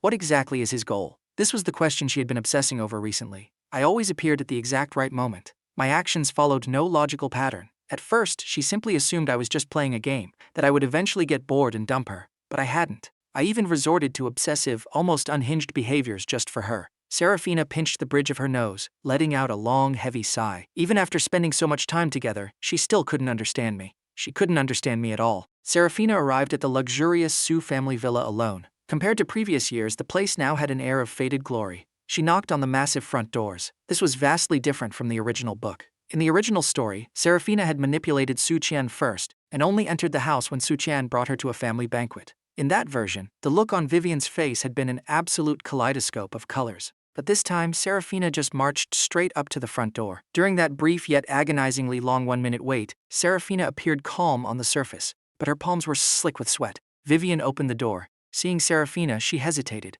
"Who are you looking for?" "Looking for you." Seraphina looked Vivian dead in the eye. "Long time no see, Auntie Vivian." "What? Have you forgotten what you said when you and your mother were driven out of Shanghai all those years ago? Regretting it now?" Seraphina's response was sharp and decisive. She maintained a polite, gentle smile. "Auntie Vivian, haven't you ever heard the saying? Every action has a price to pay." By the time I practically crawled my way into the hospital, Seraphina was still in the emergency room. The hallway outside was completely empty, not a single soul. I specifically checked Arthur's hospital room. He was well protected by Seraphina. He only suffered minor superficial injuries. Are the patient's relatives here? The doctor looked at the empty corridor, somewhat bewildered. It was probably their first time encountering a situation like this. I quickly wiped my tears and stood up. "Hello, I am Seraphina's boyfriend. How is she doing now?" "The surgery was very successful. We're just finishing up. I need you to sign here." I glanced at it. It was the medical bill. I signed my name with practiced ease. I stood by the door, waiting until the in-surgery light finally turned off. When Seraphina was wheeled out, her eyes were open.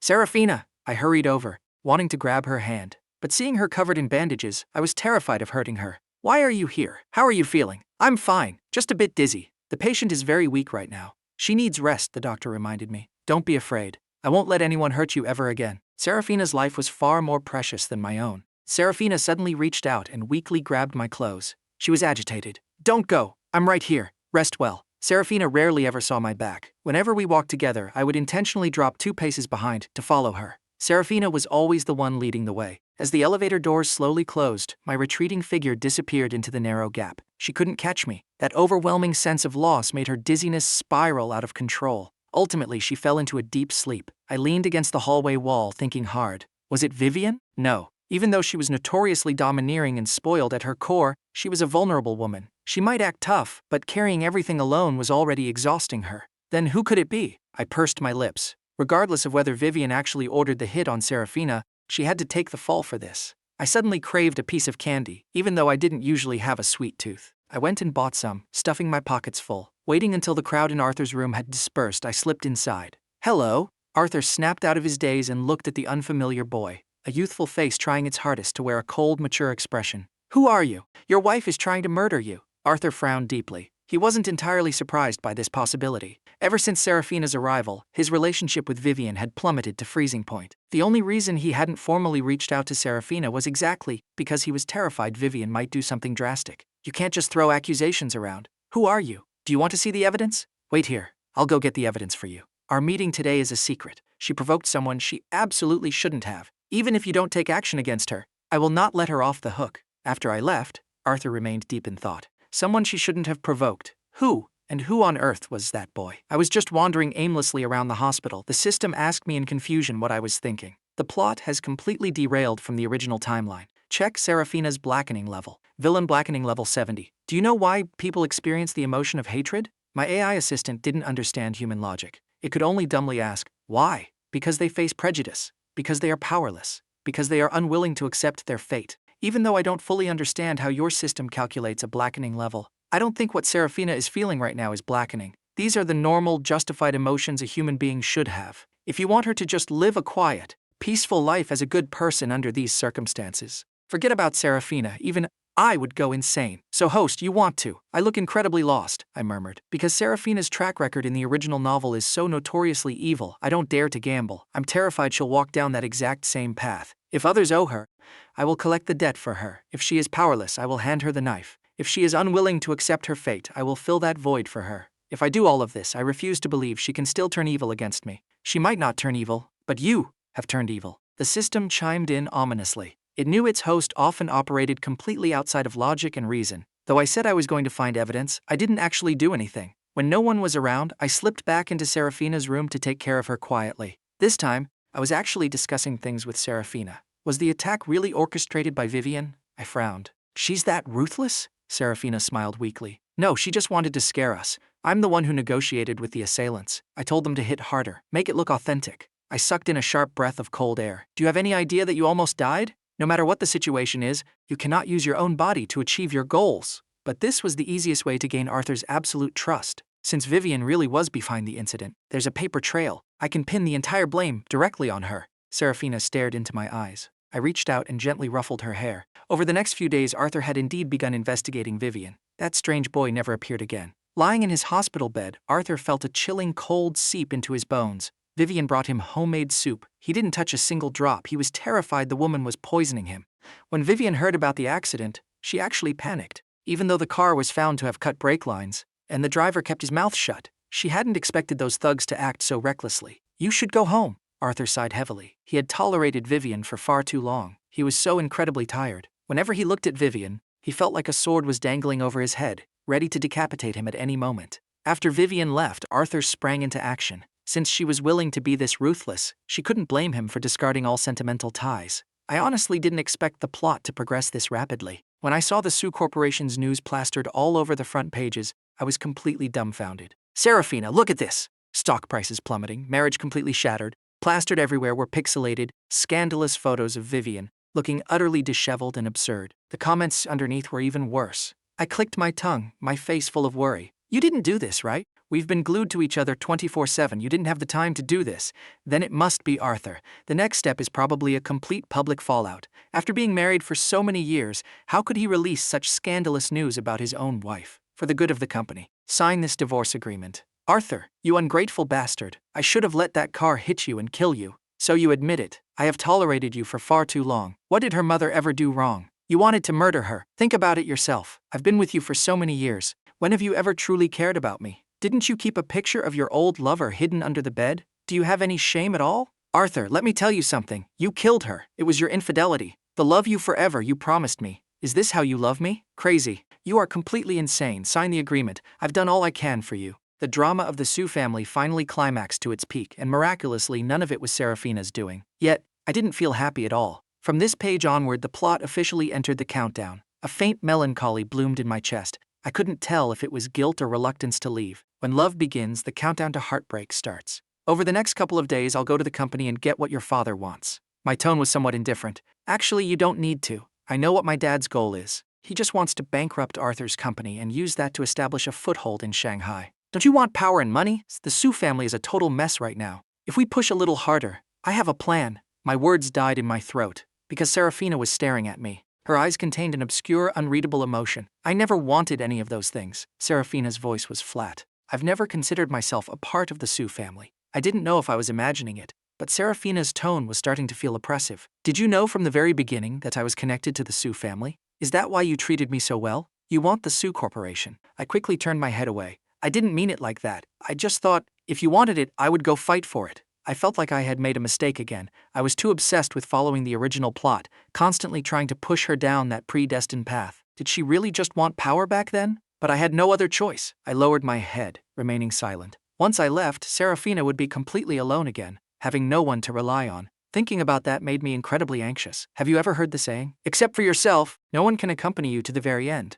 Seraphina froze. She suddenly flared up with anger. What are you implying? I mean, life is full of unexpected accidents. Forget it. If you don't want it, you don't want it. As long as you're happy. Caspian, I told you before. I hate it when you hide things from me. Seraphina didn't let go of my hand. Instead, she gripped it even tighter. If you have something to say it. I'll do whatever you want me to do. But please, can you stop acting like you're about to leave me forever? My wrist hurt from her grip. Under my unresponsive gaze, Seraphina's resentment finally crumbled into vulnerability. Her voice was laced with a pleading tone, her eyes rimmed with red. She looked incredibly pitiful as she whispered, I'm sorry, I'm just so scared. I don't know why I act like this. If you don't like it, I can change. No. I reached out and pulled her into a hug. You don't need to change a thing. I won't say those things ever again. You wanted me to study medicine, right? I'll retake the exams this year and study medicine. I'll study hard. Just wait for me. I still want to live to a ripe old age with you, okay? I'm begging you. Seraphina looked like a terrified child afraid of losing her favorite toy. I forced myself to agree. Then you have to live a good life. I like people who are kind and pure. Seraphina's expression shifted slightly. Kind and pure. Seraphina had no idea what kind of people those were. But as long as I liked it, she would learn to be exactly that. Seraphina's methods were highly effective. Arthur trusted her completely. She easily gained access to his office. And the moment he stepped out, she plugged a USB drive into his computer. All of Vivian's dirty laundry was completely dug up. On the day of the trial, Seraphina secretly went to see the woman. She looked incredibly haggard. Her involvement in the death of Seraphina's mother wasn't brought to light. This trial was focused on another scandal reporters had dug up, another of Arthur's past affairs. A girl, 7 months pregnant, had died on the operating table. The methods used were practically identical. Let's go. When I heard Vivian was sentenced to prison, I grabbed Seraphina's hand. Regardless of anything else, she had received her deserved punishment. The law never lets the wicked escape. Seraphina remained silent. We walked out of the courthouse lobby. I stretched lazily. In the next second, Seraphina hugged me tightly. Thank you. Blackening level 30. You should thank yourself too. My eyes curved into a smile. Life was so bitter before, but you survived it. I reached out and ruffled her messy hair. You've worked hard. I also needed to thank Seraphina for sparing my life. Thank her for giving me the chance to complete the mission. I pulled out my phone and called my dad. Dad, it's over. Did you get everything you wanted? Thank you, my son. My dad got exactly what he wanted. At a major event, he publicly announced Seraphina's identity as my fiancé. He promised that the moment we graduated from university, he would throw us a grand wedding. That very same night, the Sioux Corporation plunged into a fatal crisis. Arthur's computer contained far too much illegal data. My dad used it to strike a deal with Arthur's biggest rival, securing a permanent foothold in Shanghai. Seraphina heard that her father had been imprisoned for tax evasion and bribing officials. She remained completely apathetic. Even when Arthur requested to see her, she was entirely unmoved. Seraphina pouted as she watched me eating a popsicle. Aren't you eating a bit too many popsicles lately? My body stiffened. Since I was about to leave this mission soon, I just wanted to enjoy myself as much as possible. After all, I had no idea what my real world was actually like. Being a rich heir was great. I could shamelessly squander money like a true playboy. I eat what I want. Seraphina snatched the popsicle from my hand and took a bite. If you want one, we can buy another. No, you can't eat too many cold things. Since you don't care about your heart failure, I'll manage it for you. The cold made Seraphina's jaw tremble slightly. Her blackening level was now hovering around 5. I couldn't figure it out. What other critical plot point could possibly trigger her to blacken now? Logically speaking, everyone she needed to take revenge on had met their deserved ends. I'm planning to process my withdrawal from the university recently. Why? Did you forget I want you to study medicine? Seraphina pinched my cheeks. Even though there are doctors everywhere, I don't trust them to treat you. There's no need for that. I want you to study something you actually enjoy. What you want is what I enjoy. Seraphina's application to withdraw was met with deep regret from her professors. But no one could change her mind. I rented an apartment nearby. Every day after classes, I came home to find Seraphina either doing college entrance exam practice papers or reading medical textbooks. Days passed one by one. I still hadn't seen her blackening level drop to absolute 0. What was her final lingering attachment? I could only lie in bed, agonizing over the original plotline over and over again. Things had reached a stalemate. I felt incredibly helpless, seeing that half of my 6-month time limit had already passed. What do you want for lunch? You're so domestic. I hugged her around the waist. Make whatever you want. I love everything you cook. Seraphina let out a soft chuckle. I'll wait for you at home. Whenever I was with her, one phrase always popped into my mind. Old married couple. I waved at her and stepped into the elevator. The thought of Seraphina becoming my wife in the future, it filled me with a strange, wondrous, yet terrifying emotion. After class, I went straight to the supermarket. It looked like it was about to rain today. Strolling through the aisles, I suddenly heard an argument nearby. I just took a casual glance, but my feet froze to the floor. That man, he looked familiar. It was the thug who had assaulted Seraphina's mother all those years ago. Back then, he was arrogant enough to think he owned the heavens and the earth. But I didn't recall Seraphina ever seeking revenge on him. Could it be? Seraphina's remaining 5% blackening level was tied to this man? The man was arguing with a cashier. I pretended to browse nearby, stealthily listening to their meaningless, vulgar conversation. I grabbed a few random items. Seeing the man turn to leave, I immediately followed him out. After paying, carrying my meager groceries, I quietly trailed behind him. He got into a car. I immediately instructed my family's driver to tail him. The man drove through a maze of streets, finally arriving at a dilapidated, rundown house. Soon after he went inside, the agonizing sound of a woman wailing echoed out, accompanied by the crashing of breaking objects. I didn't hesitate for a second. I dialed 111, police. Hello, police? There's a fight here. A man is beating a woman. He's practically killing her. 74 Qingjiang Road. The woman looks like she's dying. Having done my part, I had the driver move the car to a hidden corner. I waited until the police arrived. A short while later, the man was dragged out in handcuffs. I quickly snapped a photo. I planned to show off to Seraphina later. The moment the blackening level hits 0, I can apply to leave this world. Seraphina had already checked my class schedule twice. I was 2 hours later than usual. She frowned. Just as she was about to call me, she heard a noise at the door. The food was already cold. I didn't care. I went into the kitchen, shoved a few bites into my mouth, and rushed out. I saw something super interesting on the way home. Seraphina let out a helpless sigh. Then why didn't you let me know you'd be late? I thought something happened to you. What could happen to me? I found her reaction a bit strange. I glanced at her and pulled out my phone. I saw a man beating his wife, so I called the cops. Look at him getting dragged away. Looks hilarious, right? Seraphina took the phone. Her pupils contracted violently. Villain blackening level, 90. I had successfully navigated all the plot points. I even made Seraphina fall in love with me. But her blackening level had been stubbornly hovering around 5, refusing to hit 0. Coincidentally, while grocery shopping today, I ran into the thug who assaulted her mother years ago. I followed him to a slum, heard a woman being beaten inside, immediately called the cops, and took a picture of him getting arrested. But the moment Seraphina saw the photo, her blackening level skyrocketed to 90. Then she looked at me with an eerie, dead calm expression. A vague saying popped into my head. The ocean is always most terrifyingly calm right before a hurricane. I subconsciously swallowed hard. My words came out stuttering. Do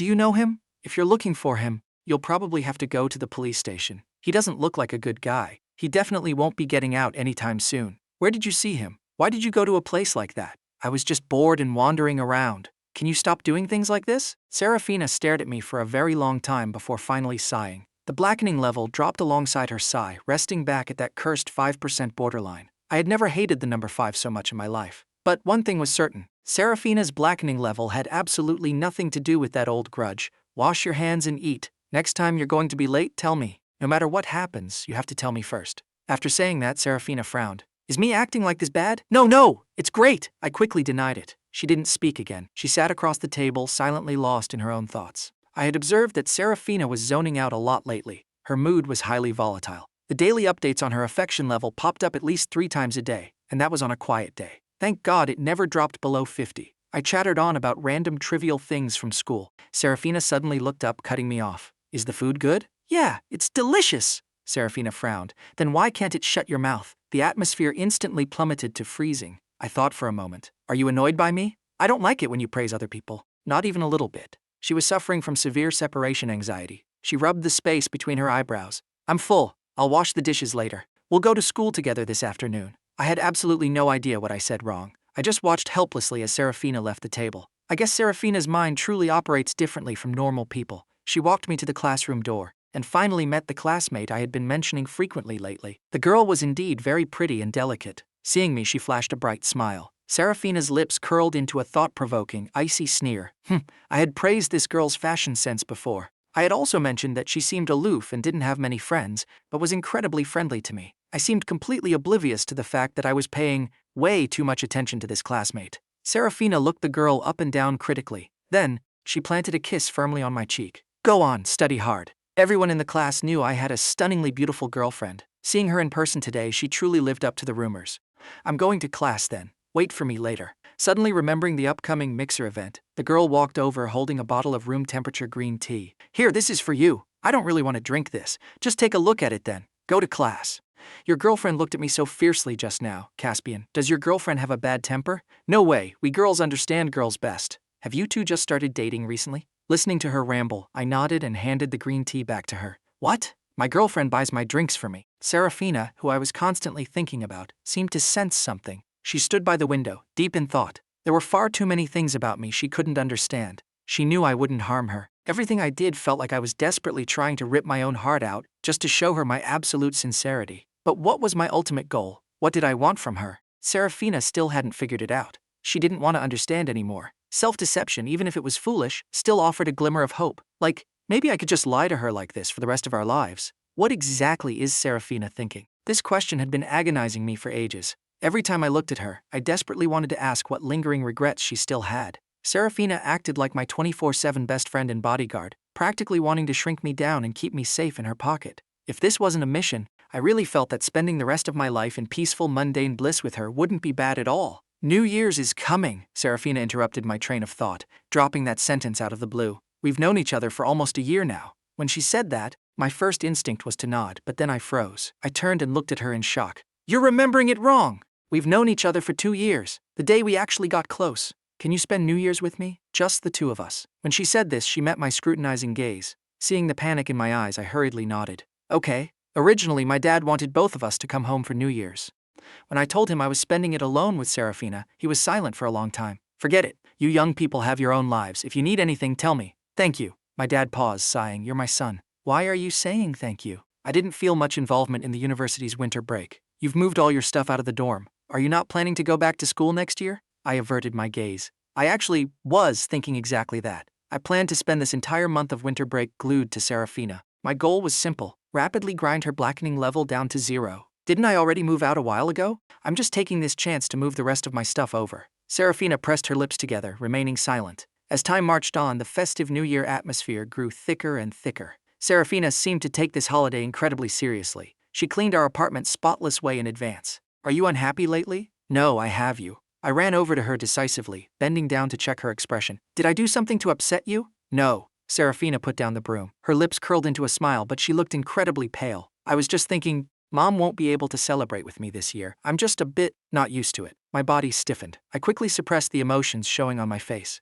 I'm sorry. It's fine. Life and death are dictated by fate. But it doesn't matter. You have me now. If you're willing, I can stay by your side for a very, very long time. Really? She didn't look pleasantly surprised at all. Really? I wouldn't lie to you. You'd better not. I had noticed Seraphina acting strangely for a while now. Her words, her behavior, everything felt off. I anxiously waited for New Year's Eve. When I saw what she brought out, I was stunned. The memory of my wild dancing incident was still fresh in my mind. Seraphina slowly and methodically opened a bottle of red wine. No, absolutely not! Seraphina poured a half glass. It's fine. It's just the two of us here. I'm not afraid of getting drunk. You're really cute when you're drunk. She pushed the glass toward me, coaxing, it's sweet. Seeing that I wouldn't take it, Seraphina poured a glass for herself. She clinked her glass against the bottle, downing it in one gulp all by herself. To our meeting, my heart jolted. Seraphina grabbed the bottle and poured another glass. She was drinking too fast, too hard. I hastily covered the rim of her glass with my hand. Stop drinking. You'll feel terrible later. If you want to drink, I'll drink with you. I really don't want to drink. Are you afraid you'll slip up and say something you shouldn't after drinking? My body froze. I'm a bit of a drama queen. When I drink too much, I make a fool of myself. I don't want to lose face in front of the person I like. Liar. You're lying to me. I gritted my teeth. After a moment of hesitation, I can't drink. My health is bad. Seraphina jolted, seemingly suddenly remembering this fact. She quickly moved the alcohol away. I'm sorry, I forgot. She was definitely suspicious of something. Looking back carefully at everything I had done, incident after incident, there were loopholes everywhere. I pondered internally. I couldn't wait any longer. I had to take the initiative. Success or failure depended on this one move. I spent half the night taking care of a very drunk Seraphina. Her intense stare made my scalp prickle. I waved a hand in front of her eyes. Stop messing around. Seraphina irritably swatted my hand away. She sat there in a daze for a long while, then beckoned me over. Come here. I want to ask you a few questions. You must answer honestly. I hesitated for a second, then nodded. Seraphina grabbed my wrist. Her eyes were bloodshot. She looked serious, yet profoundly depressed. She looked up, her expression incredibly flat. Do you really like me?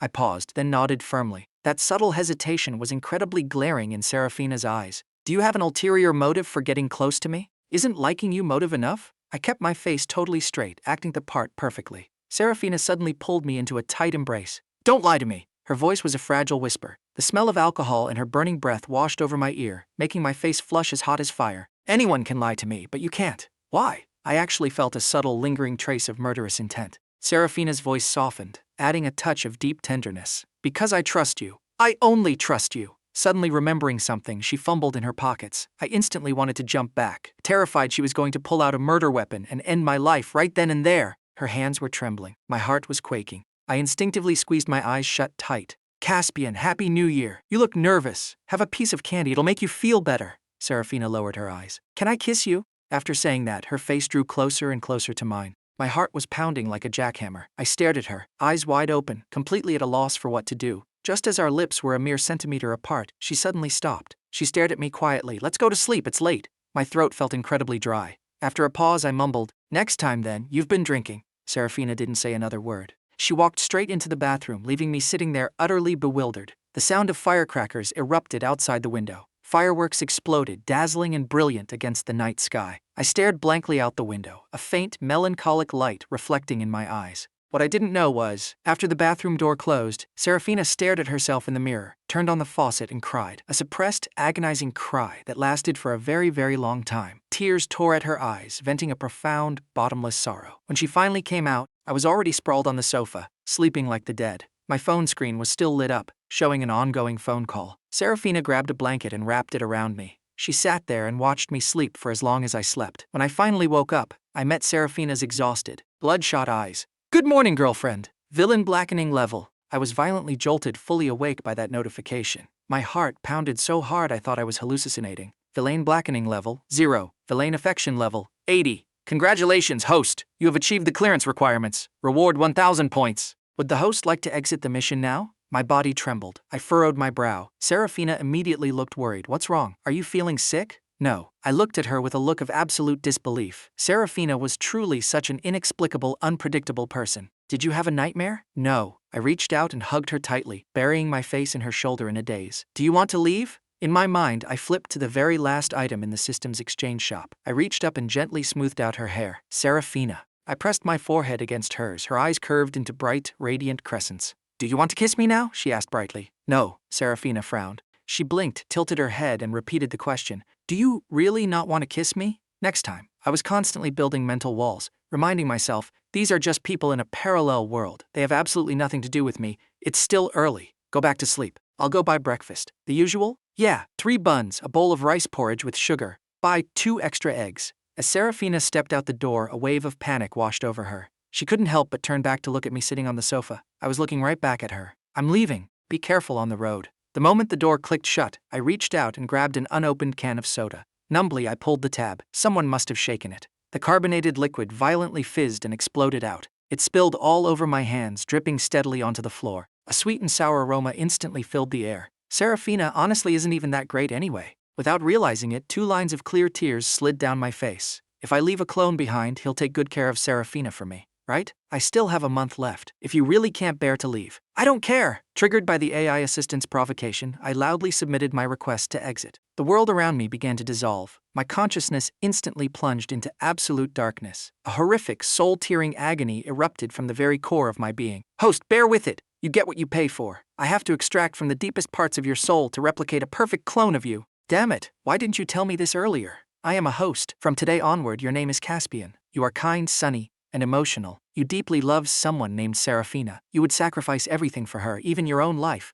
I'm leaving the rest to you. Love her well for me. Love this world well for me. Congratulations, host. Mission accomplished. Seraphina didn't know why, but on this ordinary day, filled with the bustling noise of normal life, she just felt incredibly cold. Standing in the breakfast line, her heart suddenly seized with a dull, agonizing ache. The pain was tearing, suffocating. It rapidly spread to her limbs, into her very bones. Using the fastest speed of her entire life, Seraphina sprinted back home. The soda can slipped from my fingers. The orange liquid bubbled and spilled across the floor. Seraphina felt like she was suffocating. She slowly approached me. She looked so utterly exhausted. With trembling hands, she reached out to check my breathing. Faint but undeniably real. I sat in front of the massive screen in the system space, watching Seraphina with a solemn expression. You lied to me. Caspian, what did I do wrong? Why did you leave me? Villain blackening level, 1. On the screen, my physical body was still in a deep sleep. Seraphina raised a sharp knife. I will give you 5 minutes. If I don't see you wake up by then, I will grant your wish. 5 minutes was plenty. Time flew by in a flash. Seraphina was already covered in tears. Her right hand, gripping the knife, trembled violently. She raised it high, preparing to strike. Was my expiration date really here? Was it truly going to end like this? Hello, Dad. Come over tomorrow morning. Let's eat sweet dumplings together. I had always considered myself smart. I thought every action I took was meticulously calculated. But I truly didn't understand why this mission was such a catastrophic failure. From the very first time I met Seraphina, I found myself acting like a hot-headed idiot, doing so many stupid things. My rationality in my left ear screamed that it was time to stop, but the blood roaring in my right ear shattered the dam completely. It felt like I had been stripped of my ability to think critically. Indeed, everyone in this world was incredibly smart. I hadn't realized that using prophecy to save a life had long ago planted deep seeds of doubt in my father's mind. How could Seraphina not have known? She lied to herself. She tried time and time again to prove my love. But the more she dug for the truth, the further away I seemed to slip from her. So she constantly lowered her own expectations. Even if my love had an ulterior motive, as long as I stayed by her side, even if I lied to her for the rest of her life, she was completely willing. That lingering 5% blackening level was purely her desperate obsession with me. Even the final drop to 0 was a test. From every question she asked, every probe she made, it was destined that she would eventually uncover the truth. For a long time now, I had also been noticing my own anomalies. Every single thing I did was riddled with logical loopholes. So, I hypothesized that my final departure from this world would inevitably leave a flaw that Seraphina would catch. That's why I made that final phone call to my dad. And the facts proved it. I won the bet. The telepathic connection between people is truly bizarre. He rushed to the apartment and saw me sleeping soundly on the sofa. Seraphina had noticed a tiny detail. If I had simply fallen asleep on my own, why was the soda can on the floor currently spilling its contents? Judging by the puddle continuously expanding outward, it had clearly just been dropped. Could I have suffered a heart attack and passed out? With trembling hands, she checked my breathing. Faint but undeniably real. She refused to believe it. But all the evidence pointed to that one devastating conclusion. Seraphina, face streaming with tears, raised her trembling right hand high, ready to plunge the knife into her own chest. Right at that moment, my dad arrived outside the door. I didn't call my dad over to save me. How could Seraphina ever bear to kill me? She was just using this childish, desperate method to threaten me into coming back. My true goal was to stop her from committing suicide. My dad examined me in the living room. Why isn't he waking up? Meanwhile, in the bedroom, Seraphina was sobbing quietly. So, your ultimate goal was just to turn me into a good person and guarantee your own survival? Is that right? Saying that, she aimed the tip of the knife directly at her own heart. I bolted upright in shock, staring at the massive screen in absolute panic. No! System! Why hasn't the clone swap finished yet? The system remained entirely silent, completely ignoring me. Speak to me. Tell the clone to go save her. What exactly is your motive? Caspian, do you even remember why you wanted to go home? As soon as those words fell, my pupils contracted violently. In an instant, I was plunged into a deep, suffocating abyss of confusion. Why? Why did I want to go home? In a daze, my yearning for home completely vanished into thin air. A profound sense of absolute powerlessness crept into my heart, like a sledgehammer smashing into the back of my skull. I dropped to my knees on the floor. After a long, agonizing silence, I finally spoke, cold sweat pouring down my face. Didn't you say that becoming a task executor means your real-world memories are wiped clean? You've been constantly manipulating my thoughts this whole time, haven't you? What is your ultimate goal? Could it be that my so-called real-world memories don't actually exist at all? Is it possible that my past, my family, my friends, my Seraphina, my world, even my very existence as an individual, is all entirely fake? Yes, I am a liar. This mission, from start to finish, was a scam.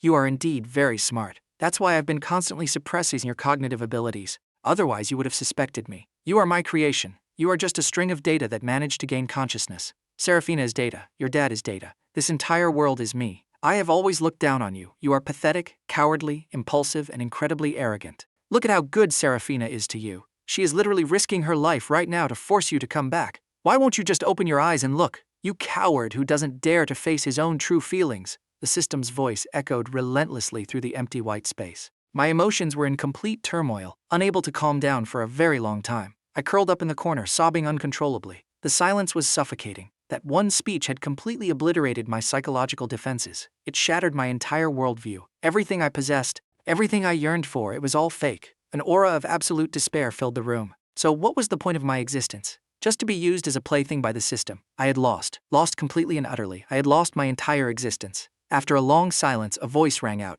Caspian, it's all fake. There is no real world. Go back. My goal has been achieved. Your goal was the clone all along. Then why didn't you just extract the clone from the very beginning? You played me for a fool and now you're just going to throw me back in. Is this fun for you? What's the point if it's all fake? What is the point of the love and hatred of a string of cold, lifeless data? I sat curled up in the corner, feeling like I could sit there and rot for the rest of eternity, far away from that pathetic, tragic world. The world is fake, but the love is real. I froze in place. It felt as if something deep within my core had been struck. All those past memories began flashing wildly through my mind. In a daze, I thought I saw Seraphina's silhouette, with her sleek, neat hair, her eyes curving into bright crescents, like the very beginning of a beautiful story, smiling warmly at me. The system was right. I was a coward. Once again, disappointing, useless tears rolled down my face. I tried desperately to keep them in, making my eyes burn and sting. The system was right. Even though all of this was fake, even if it had no meaning, I had truly, genuinely felt that love. I felt my heart skip its 101st beat during those moments of shy, blushing youth. I felt the profound happiness of a steaming bowl of noodles on a freezing winter day. I felt the relaxed tranquility of strolling in the evening breeze. I felt the tiny, beautiful ripples forming in my heart, day by day, moment by moment. Most things in this world have no grand meaning,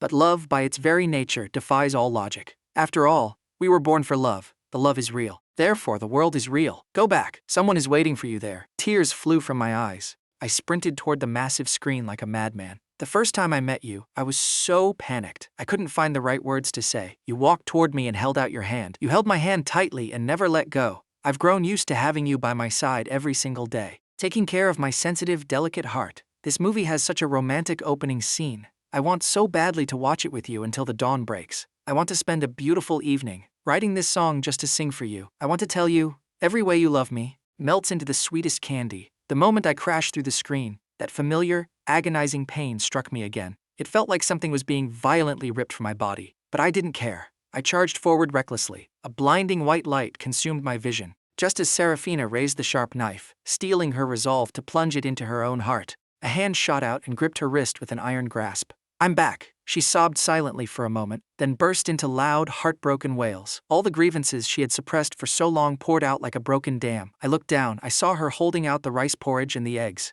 "Eat breakfast." "I only bought the porridge and eggs. I didn't have time to buy the buns." "Oh right, do you want me to go heat up the porridge for you?" Seeing those things, I couldn't hold it back any longer. I threw my arms around her and wailed out loud, "Seraphina, I love you. I don't care if my memories are real or not. I don't care if this world is fake. I shouldn't have existed in the first place, and I never truly owned anything, but I have you now. We will definitely stay together, I promise. Writing this song just to sing for you, I want to tell you, every way you love me melts into the sweetest candy.